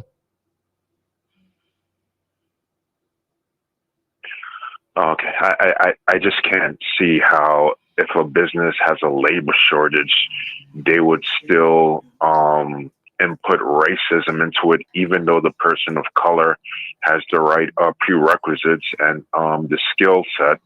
All right, so this is not going to happen. Job duty. I got you. All right, so this is not going to happen in every single case, right? Like, no one is saying that. No one's saying this is going to happen in every single case. I agree with that. If I run a plumbing business and I don't like people with red hair, like no gingers, but I have a plumber who's a ginger, and he has 5 years of plumbing experience, then yeah, as a rational business owner, I'm probably gonna hire him. Or even if I'm an irrational business owner, I'm like, oh, I just don't want to hire gingers, but I'm gonna see that I need all this, and I'm probably gonna go ahead and hire him begrudgingly, probably try to pay him less or something like that, or not treat him well. You see what I'm saying? Yeah, I agree with you. There are gonna be cases where it's not gonna happen 100% all the time. That's just not true, right? But what we're talking about is, on average, this is what we see when there's people who do have the credentials. A lot of times your race is going to matter. As a matter of fact, this was shown in multiple anecdotal experiences where Black applicants, where they're not able to get any type of callback, any type of job, they change the race on their application to white, and they get job offers. They don't even get interviews; they get offers when they change the race on the application to white. So when we see stuff like that happening, yeah, we know that there's a race thing happening. Okay, so how can you judge American as a whole and not the employer? Don't you think that's a kind of unfair to do? No, because it's happening all across. You're not breaking it down on the individual. Right, because if it's happening in every industry, then it's an American problem. Every industry, including sports such as basketball and football, or how about the rap or R&B industry? Rap and R&B are not industries. Oh, well, it falls under the music industry, I should say. Mm-hmm. Yeah, we see it in the music industry as well, because when Beyonce came out with a country album and she won an award for it, the Country Music Association started to split their categories, and that only happened after Beyonce came out with a country album. So we know what the motivation about it was. Now you're talking about genre, but I'm talking about okay. So let's stick to that. Who has the advantage when it comes to rap and R&B? Black people, because we invented it. Okay. So is that racism or reverse racism? No. Racism to you? No, because Adele exists, Christina Aguilera exists. White women can still sing, bro. Yeah. So my point is, or where I'm trying to get at, is that some races, depending on the industry, is just going to have an advantage. In sports, I mean, it has more to do with meritocracy, and it's just that blacks are, Better more at talented sports. in basketball, football, but in swimming, whites are, hockey, and things of that nature. No, hockey is just more expensive. That's the only reason black people don't get into it. It's just more expensive. Hockey and So baseball. But when it comes to like sports, yeah, sports are built more on a meritocracy. But when we look at all the other industries, you will think that it's built on a meritocracy, but we see that as racial bias all over the place. So how about like the healthcare industry? That as well. If you go to urban communities and you walk into a hospital, you'll see plenty of black CNAs and nurses. Is that not the case? Yeah, it is. Or like federal buildings. I mean, it all depends on the area that you're residing in. If you're going into like urban communities, you're going to see more black employees in that industry. If you go to more of a rural area, you're going to see more white. So it all depends on the area, right? Right, but when it comes to the healthcare industry, yeah, you're gonna see more of a demographic in one area than another. Like if I go to a clinic or a hospital in Hialeah, Florida, just about everybody that's gonna be Cuban. No one's denying that, right? Like no one said that's not gonna be the case. But when it comes to the healthcare industry in of itself, when it comes to employment and the treatment of patients, we do see bias there. Like for example, black women are more likely to die in childbirth, and when they do study this, they find out that that's because doctors tend to ignore the pain of black women, and not just even black women, even black men. They tend to ignore our pain because they think that black people are stronger. That's been a case for a very long time.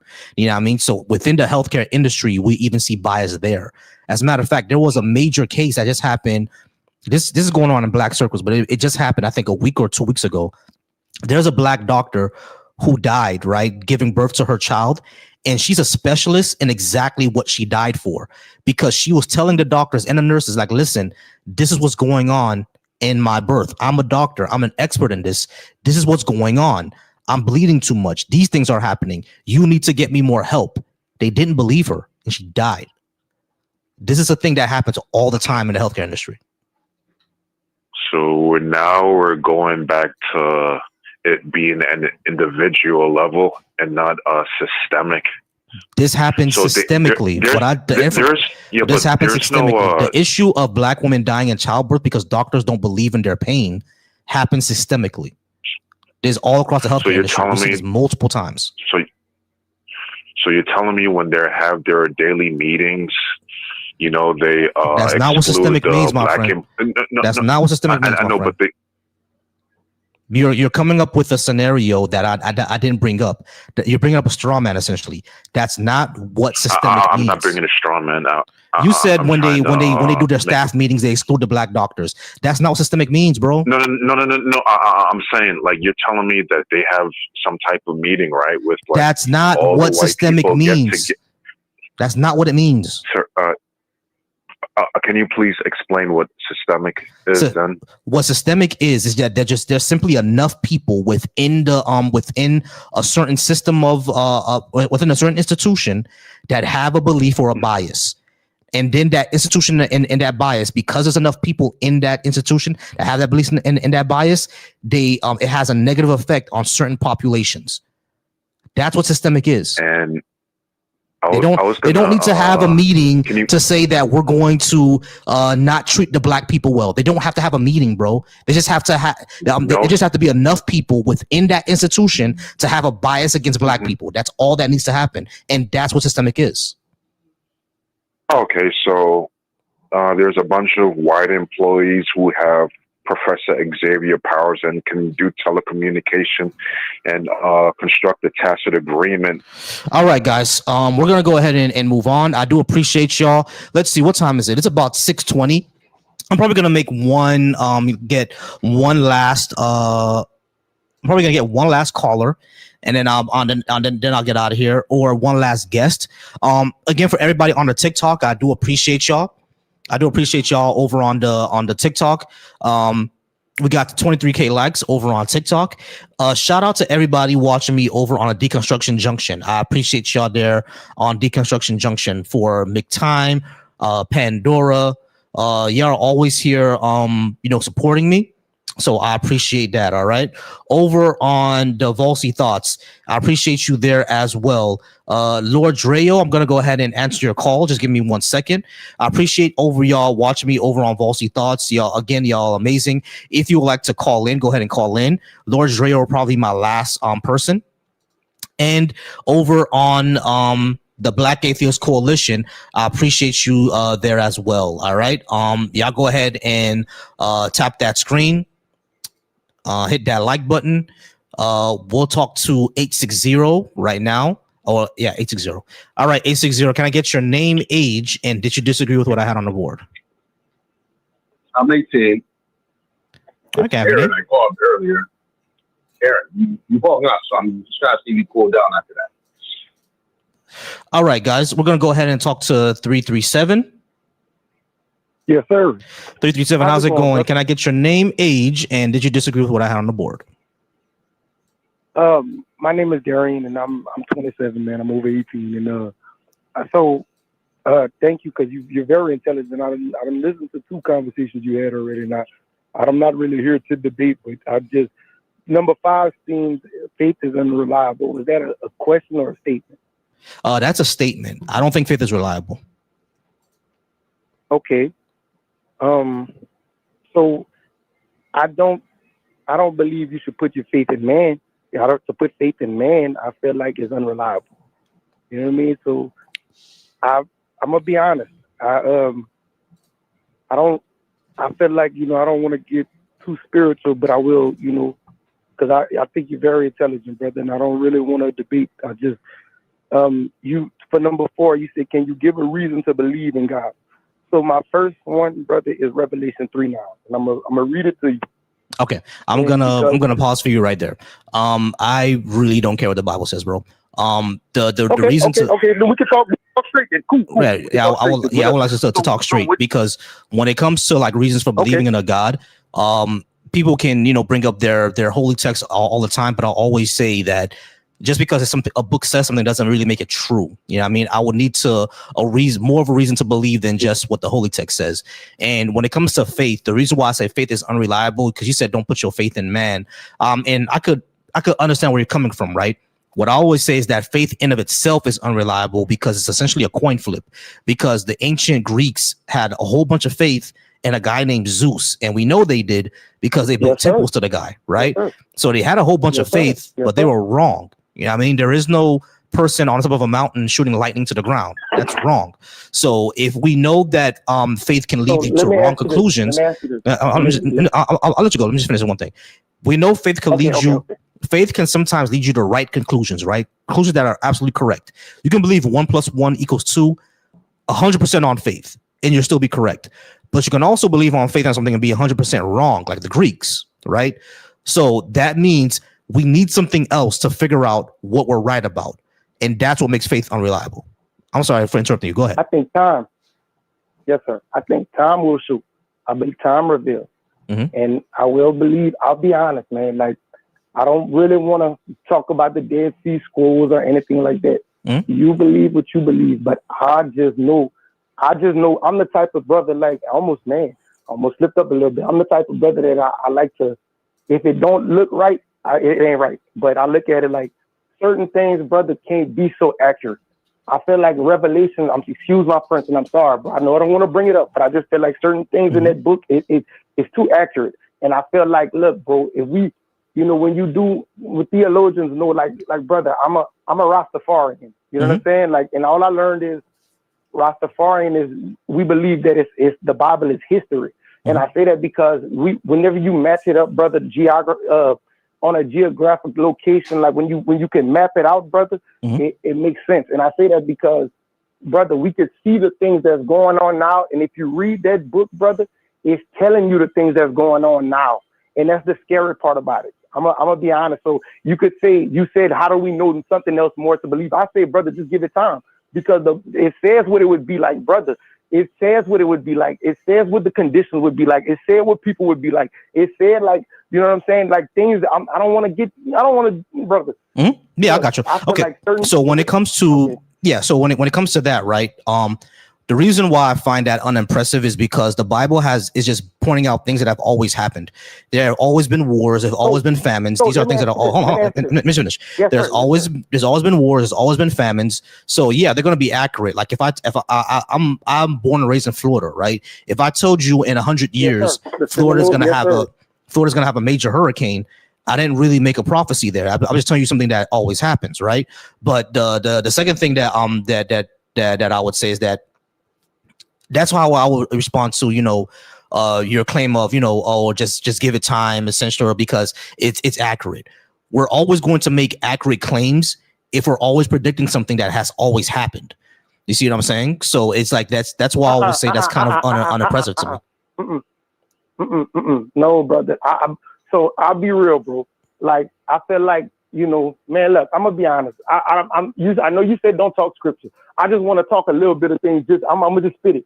Man, one thing the Bible says, for we wrestle not against flesh and blood, but against principalities, rulers, and wickedness in high places. You don't believe like certain like government, some officials are wicked. Like you don't believe like there's wicked on the earth. Like you don't believe. That's what I'm saying. Hold on. That's not what I'm saying, bro. Hold on, I'm saying. What I'm saying is that when it says that, hold on. Hold on. I understand you're asking me that question, but the thing is, you're asking me a question for something that I never said. I never said that there are I don't believe in wicked governments. Bro. Yeah, of course there are. Hold on. Let me just finish. Of course, there are politicians and governors who are wicked. I never said there is not. What I'm saying is that that's always been the case. So they're not saying something that we don't know already. That's always been the case. There's always been wicked governors. There's always been corrupt people. That's always been the case. Brother, you are correct. You are correct, brother. But I feel like when you could see it from a perspective of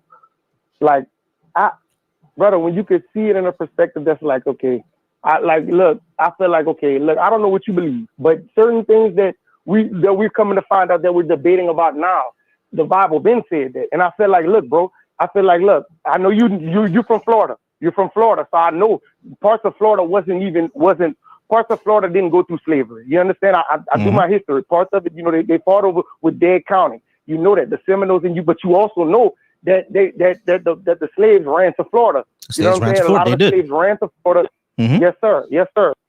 So my thing about it is, brother, and you're very intelligent. I could tell you very logistical. I could tell you, brother, it's certain things like slavery. Even slavery, the Bible talks about in Deuteronomy 28, and it says that a people would go to a land that through ships and chains, brother.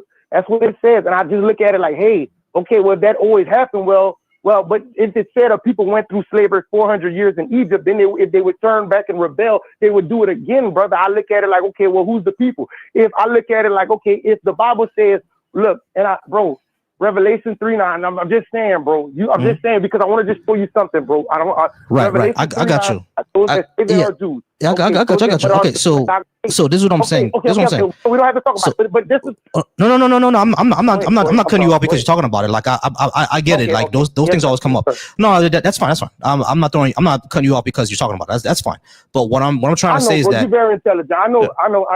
All right. So what I'm saying is that everything that you're bringing up is things that have always been the case. You know what I'm saying? I understand this evidence to you. I understand this evidence to you. Hold on. Let me finish real quick. All right. So people getting enslaved and put in chains and put on boats and going to another land, that's always happened. That's happened with the brother in a land. No, brother, not for 400 years. Yeah, it did. It has always happened because remember the Jews were exiled in Babylon. That has always been the case. That's always happened. Yes, brother. Right. When it comes to 400 years, when it comes to the whole 400 years thing, those are just random numbers. I understand that us as black people, right? We went through 400 years of slavery, horrid slavery. That doesn't mean what the Bible says is talking about us. They're talking about the people that went through it back then, which were the ancient Israelites. They went through that back then. And people being put in chains and going on boats, that's always happened. I don't believe that we're the Israelites. There's no genetic evidence of that. Brother, the Africans know we're the Israelites. I'm telling you something I know. The Africans know that. Okay, so what is the evidence that we have that we're the Israelites? Do we have any genetic or archaeological or linguistic language? Yes, it's genetic. But brother, okay, I'm a Rasta man, so I'm glad you asked it. Do you know about King Haile Solomon? Selassie? Teaches about King Solomon. Yes, sir. But I said Solomon. You already know. I said King Solomon. I didn't even get to Selassie yet, brother. I didn't even get to Selassie yet. Solomon. Yeah, you're very smart. Solomon married Solomon married an Ethiopian. Yes, I know about that. But brother, Emperor Haile Selassie alone is reason why how we know, brother. It's a royal, it's a divine lineage that brother that the brother.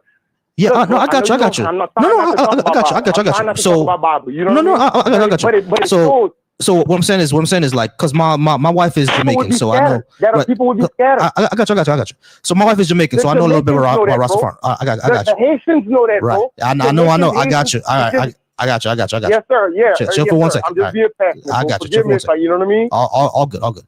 The thing is, like, since I'm Haitian, so like, and my wife is Jamaican, so I know a little bit about Rastafarianism. So what I'm saying is that when it comes to Haile Selassie, right? I got you. The Haitians of the tribe of Levi. Okay. I got to beat you for a second.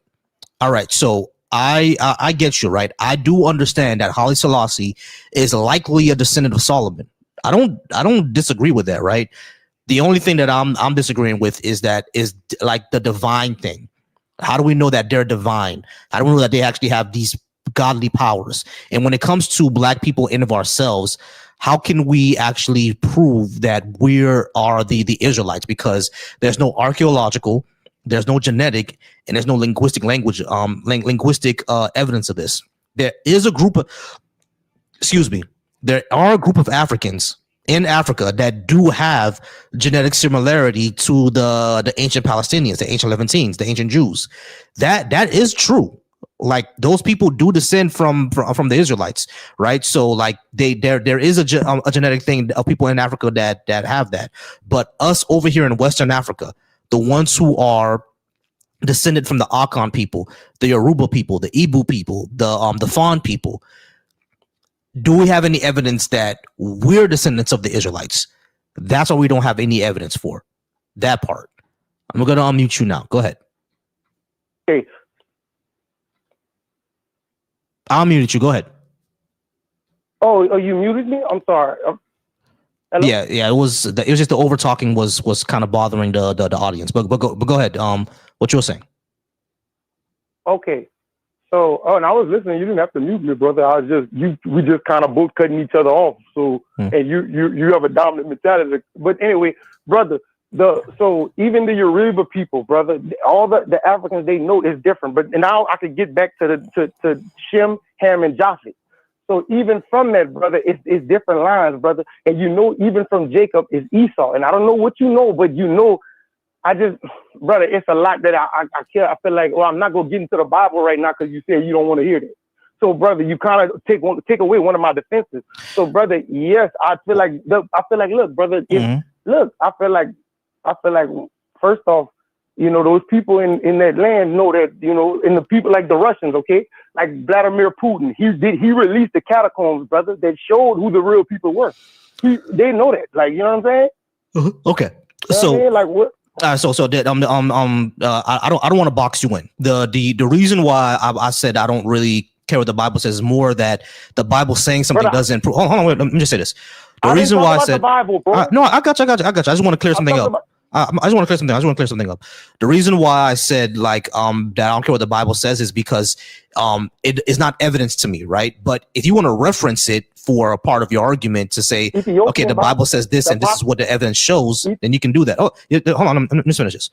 If you want to say, hey, the Bible says this, and this is a real world event that we have, and I think these link each other, then that's cool with me, right?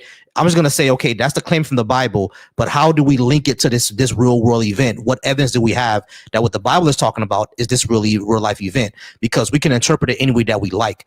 That's when I say that I don't care what the Bible says, it's more of, the Bible says this, therefore it's true. No, I don't make that type of argument.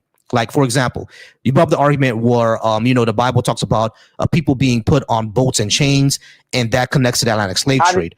My criticism of that is how exactly do we connect those two things? What evidence do we have that what the Bible was talking about is what we went through with the Atlantic slave trade? How do we connect those two things? That's what I mean.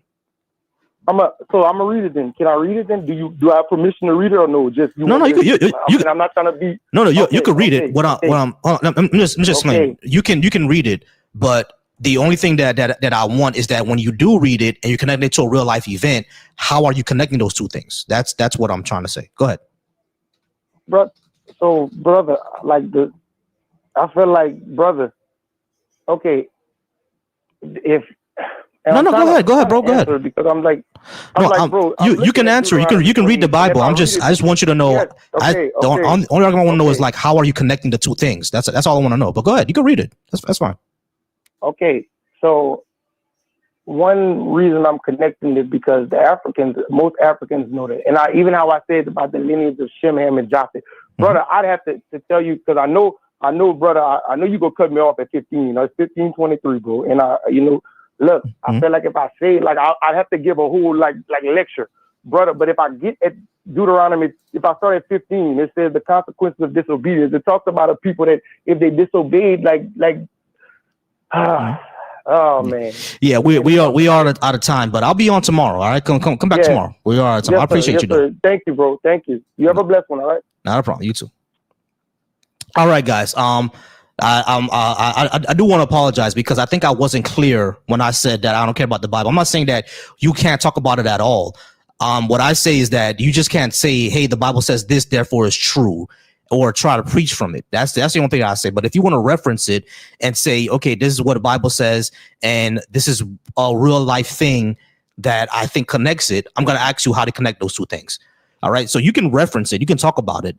I just don't want you to preach, and I don't want you to use it to just say that just because it says so is true. That's what I'm against. But we're going to go ahead and bring up 424. Probably gonna be my last person. 424. How you doing, 424? Are you at least 18? And did you disagree with what I had on the board? I am. As a matter of fact, I am 62 years young. Okay. I agree with most everything that you say on that you have on the board. Yeah, America was never great. Apparently it wasn't because, well, it was at one time when the indigenous tribes were running it until someone decided they want to come over and discover America, and it was already there. Yes, most, not all, but most leftist policies are much better for society. Yeah, we deserve reparations. We certainly do. I can give you a reason to believe in, well, I don't know if you would, but I can tell you my God is everything. Any and everything I need. I don't need a church. I don't need a middleman to tell me what I want to know, what I need to get, and then charge me the privilege for it. I can talk to God all by myself. I'm spiritual, not religious, because the religions, in my opinion, are man-made, and it's all about a mind game. It's all about a mind game where they can manipulate, control you, and gaslight you into doing what they want you to do. While your mind is on worshiping God, their mind is on lacing their pockets with your money. My faith is reliable for me because more often than not, he provides me with any and everything that I need. And I do agree we should abolish ICE. ICE is nothing more than a gang that's been legitimized by this administration to wreak havoc on society. I may not be Latino or Asian, but I can, from my spirit, relate to the families that are torn apart. And you're just minding your own business. All you do is minding your business, going about your day. And all of a sudden, this gang comes up because they don't like the color of your skin and children are removed from their parents and husbands and wives, all for supposedly, it was supposedly because they were gangs, they're rapists, they're drug dealers. But these are a lot of 95% of the people that are being deported are, thrown in the same not gangs. Yeah, net. exactly. That's not right. That's not fair. Right. Exactly. That's not right, and it's not fair. Okay. The most recent video I saw was a young boy, Asian boy, broke my heart. He was playing soccer, and the goalkeeper, probably on the opposite team, had told him he was going to get Trump on him and have him deported. And this poor young man was crying about it. He Yeah, said, "I was born in America. I don't know any other country." And again, African Americans can relate to that because this is how they did us. They sold our families out from underneath us, separated us and everything, and we're still traumatic by it. And every time you see somebody, child like that, you can't just sit up and go, well, he's Asian, it's not my problem. It's everybody's problem. That's a human being. There is nothing illegal about a human being. I really hate that word. Now, if we're going to talk about leftists, I hate the word minority. Because trust and believe me, when you meet me and see me, there is nothing minor about me. I hate that word. I hate that word wholeheartedly with all my heart and soul. I hate that word. I hate these labels. I got you. I got you. All right, not a problem. I do appreciate you. There's not going to be a lot that we can talk about now. There is a reason why I say faith is unreliable because of basically when we look at certain things, right? We don't believe things just off of, trust me, bro. We believe things more off of, can you show me that to be true? Even when people say that they use faith and they've seen God come into their life, et cetera, something happened for them to for that trust, which is why I say faith is not reliable. You get some evidence for it. You see what I'm saying? So that's what I would say about that. But I don't think there's much we can talk about. We definitely agree on most things, but I do appreciate you being here and calling anytime. All right. All right. And gonna talk to probably one last person, and then I'm gonna go ahead and get out of here. 618, how's it going? 618. Are you at least 18? And did you disagree with what I had on the board?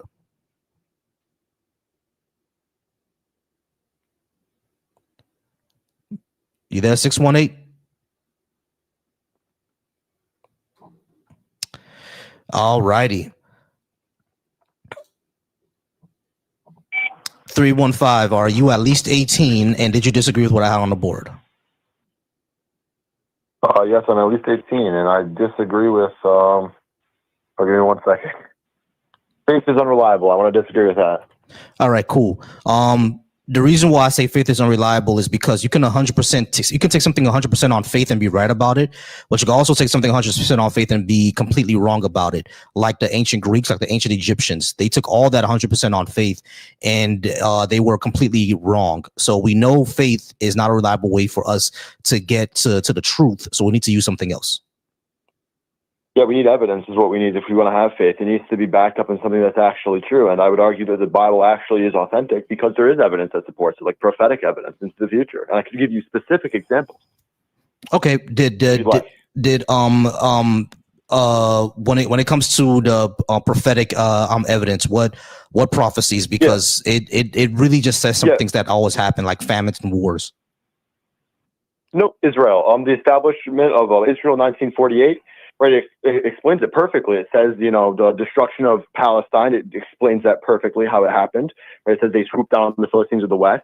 They conjoined Israel, Ephraim, and Judah, which is of course southern and northern Israel. So they would be united as one stick, one branch, and they would swoop down the Philistines. But even earlier, the most blatant and obvious prophecy that I've seen, it's in Isaiah 66, verse 7 and 8. It talks about a nation being formed in one day, as Israel did. And it says that the nation would be first born, and then would come the birth pains, which, if you don't understand what that means, it's first the nation would declare independence, like it did in 1948, in one day, and then it was, of course, recognized by the United States before, nighttime.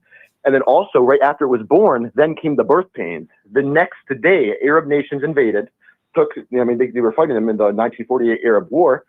And you get this conflict that's been going for 77 years, and Israel prevails. This small nation protected by the hand of God. And, it really explains in Isaiah 11:11, it says that the Lord would bring them back from the four corners of the earth back to the land of their forefathers. Like the book of Isaiah, it's all over it. Like this is so unlikely that the land of Israel would be reestablished after such a long period of time, 2,000 years. They, remain in heritage. They remain in language. How do they have the Hebrew language? It was gone for nearly 2,000 years. And, they're coming back supported by the United States. All that could be explained through natural means, bro. It doesn't have to be some sort of miracle. I mean, it's extremely unlikely. I mean, you could agree with that. Like, it's not happen. Like, unless it says, it's not extremely unlikely. It's not extremely unlikely because at the end of the day, there was already a political movement for Zionism, and not only that, the after World War II, after what happened with the Jews, the entire world agreed that this is not going to happen again. So we need to get these people into an established homeland. So there was already the political thought for it to happen in the first place. And not only that, them being protected, not already protected by God or anything like that. They're protected by the West. They have better weapons than everybody else has. And not only that, all the Arabs the Arab countries at the time were very, very bad at waging war. They just suck at waging war. You see what I'm saying? So all this could happen through natural means. It doesn't need to be some sort of miracle. Yeah, you said that the great nations of the world are what helped them, and I'm arguing that God uses the great nations of the world to establish the land of Israel. But what you said is the Holocaust just happened. Of course, the Holocaust just happened. That's why they've been reestablished in their homeland, because they've just been persecuted. 6 million of them are dead. You could argue that number, but of course, there's a big event that happened. What's funny though is in that same verse that talks about them being reconciled with their land, being brought to the land of their forefathers by the great nations of the world in this, in their arms or whatnot. It says that the Lord would raise a signal to the nations, and they would bring the sons and daughters back to the land of their forefathers. A signal. What is the greatest signal that we've seen in the past 2,000 years? The Holocaust. And it happens as it says. It says these sons would be carried in their arms. All this, so basically, what you're saying, you're taking verses from the Bible and interpreting it towards modern events. Oh, yes, absolutely, yes. Right. Isaiah, it's perfect. I mean, why am I doing that? Because it is prophecy. These are prophets. Isaiah was, the greatest prophet. They say what? Because it's in the Tanakh. It's a Jewish book. So that he was called as a prophet. It says he was a prophet. So all Jewish tradition, Talmud, everything says. All right. Spider-Man #1 says that Peter Parker swings around and saves the day. Is it true because it's in a book? No, it'd be true if it actually was fulfilled in the future. Something that's very improbable and explicitly stated how it would happen. What was also improbable was a bunch of slaves rising up and creating a nation for onto themselves. But that's what happened with Haiti. So unlikely things happen all the time. Did they have a book that prophesied that this was to come? Yeah, the Haitian voodoo prophet actually said that if they go back to worshiping the gods of their African ancestors, they would defeat the great nations of the earth.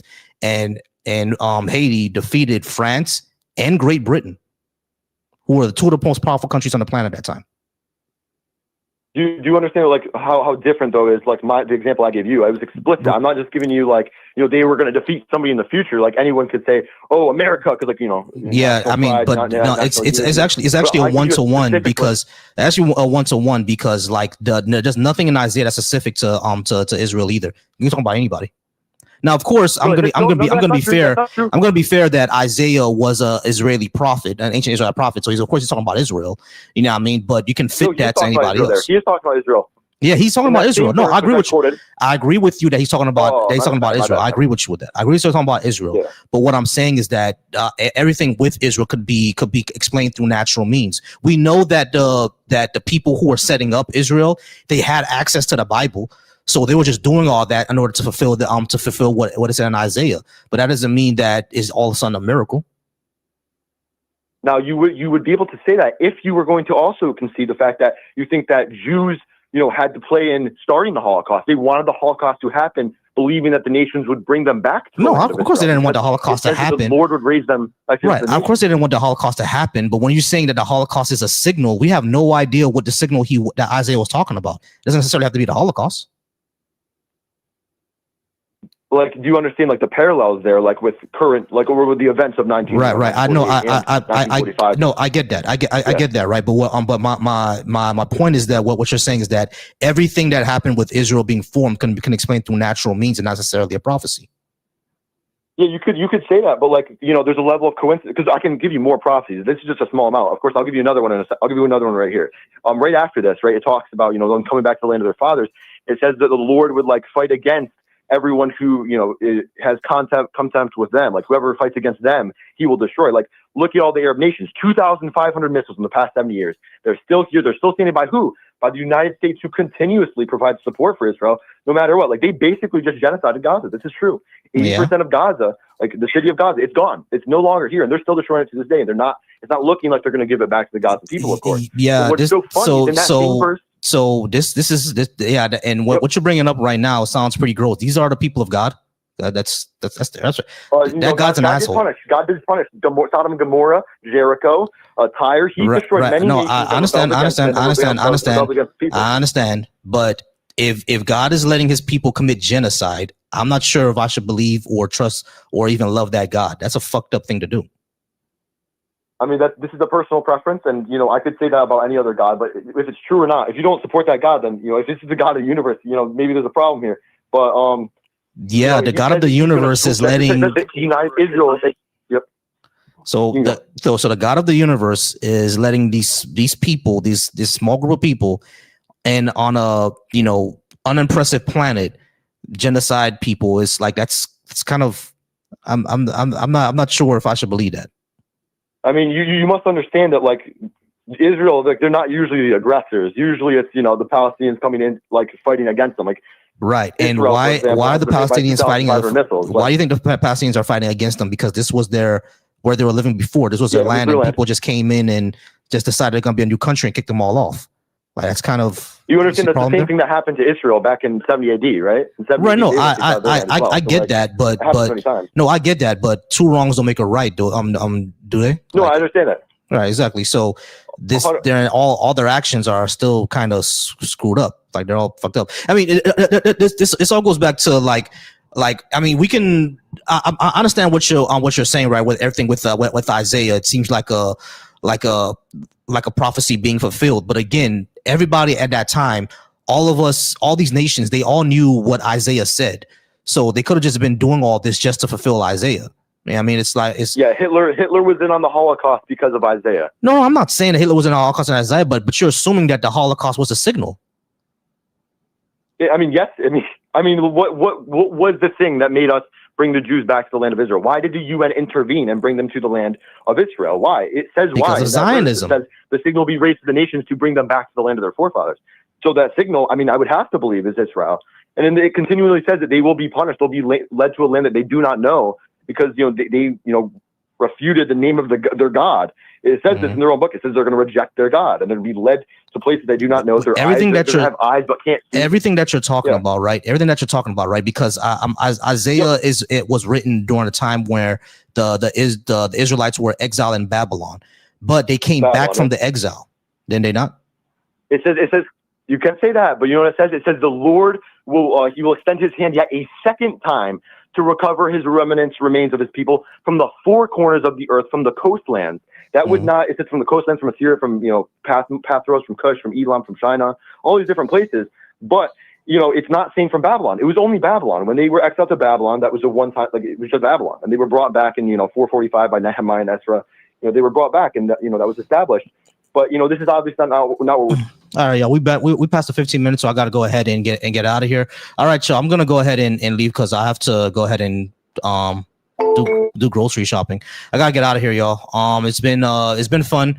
I do appreciate y'all to being here tonight.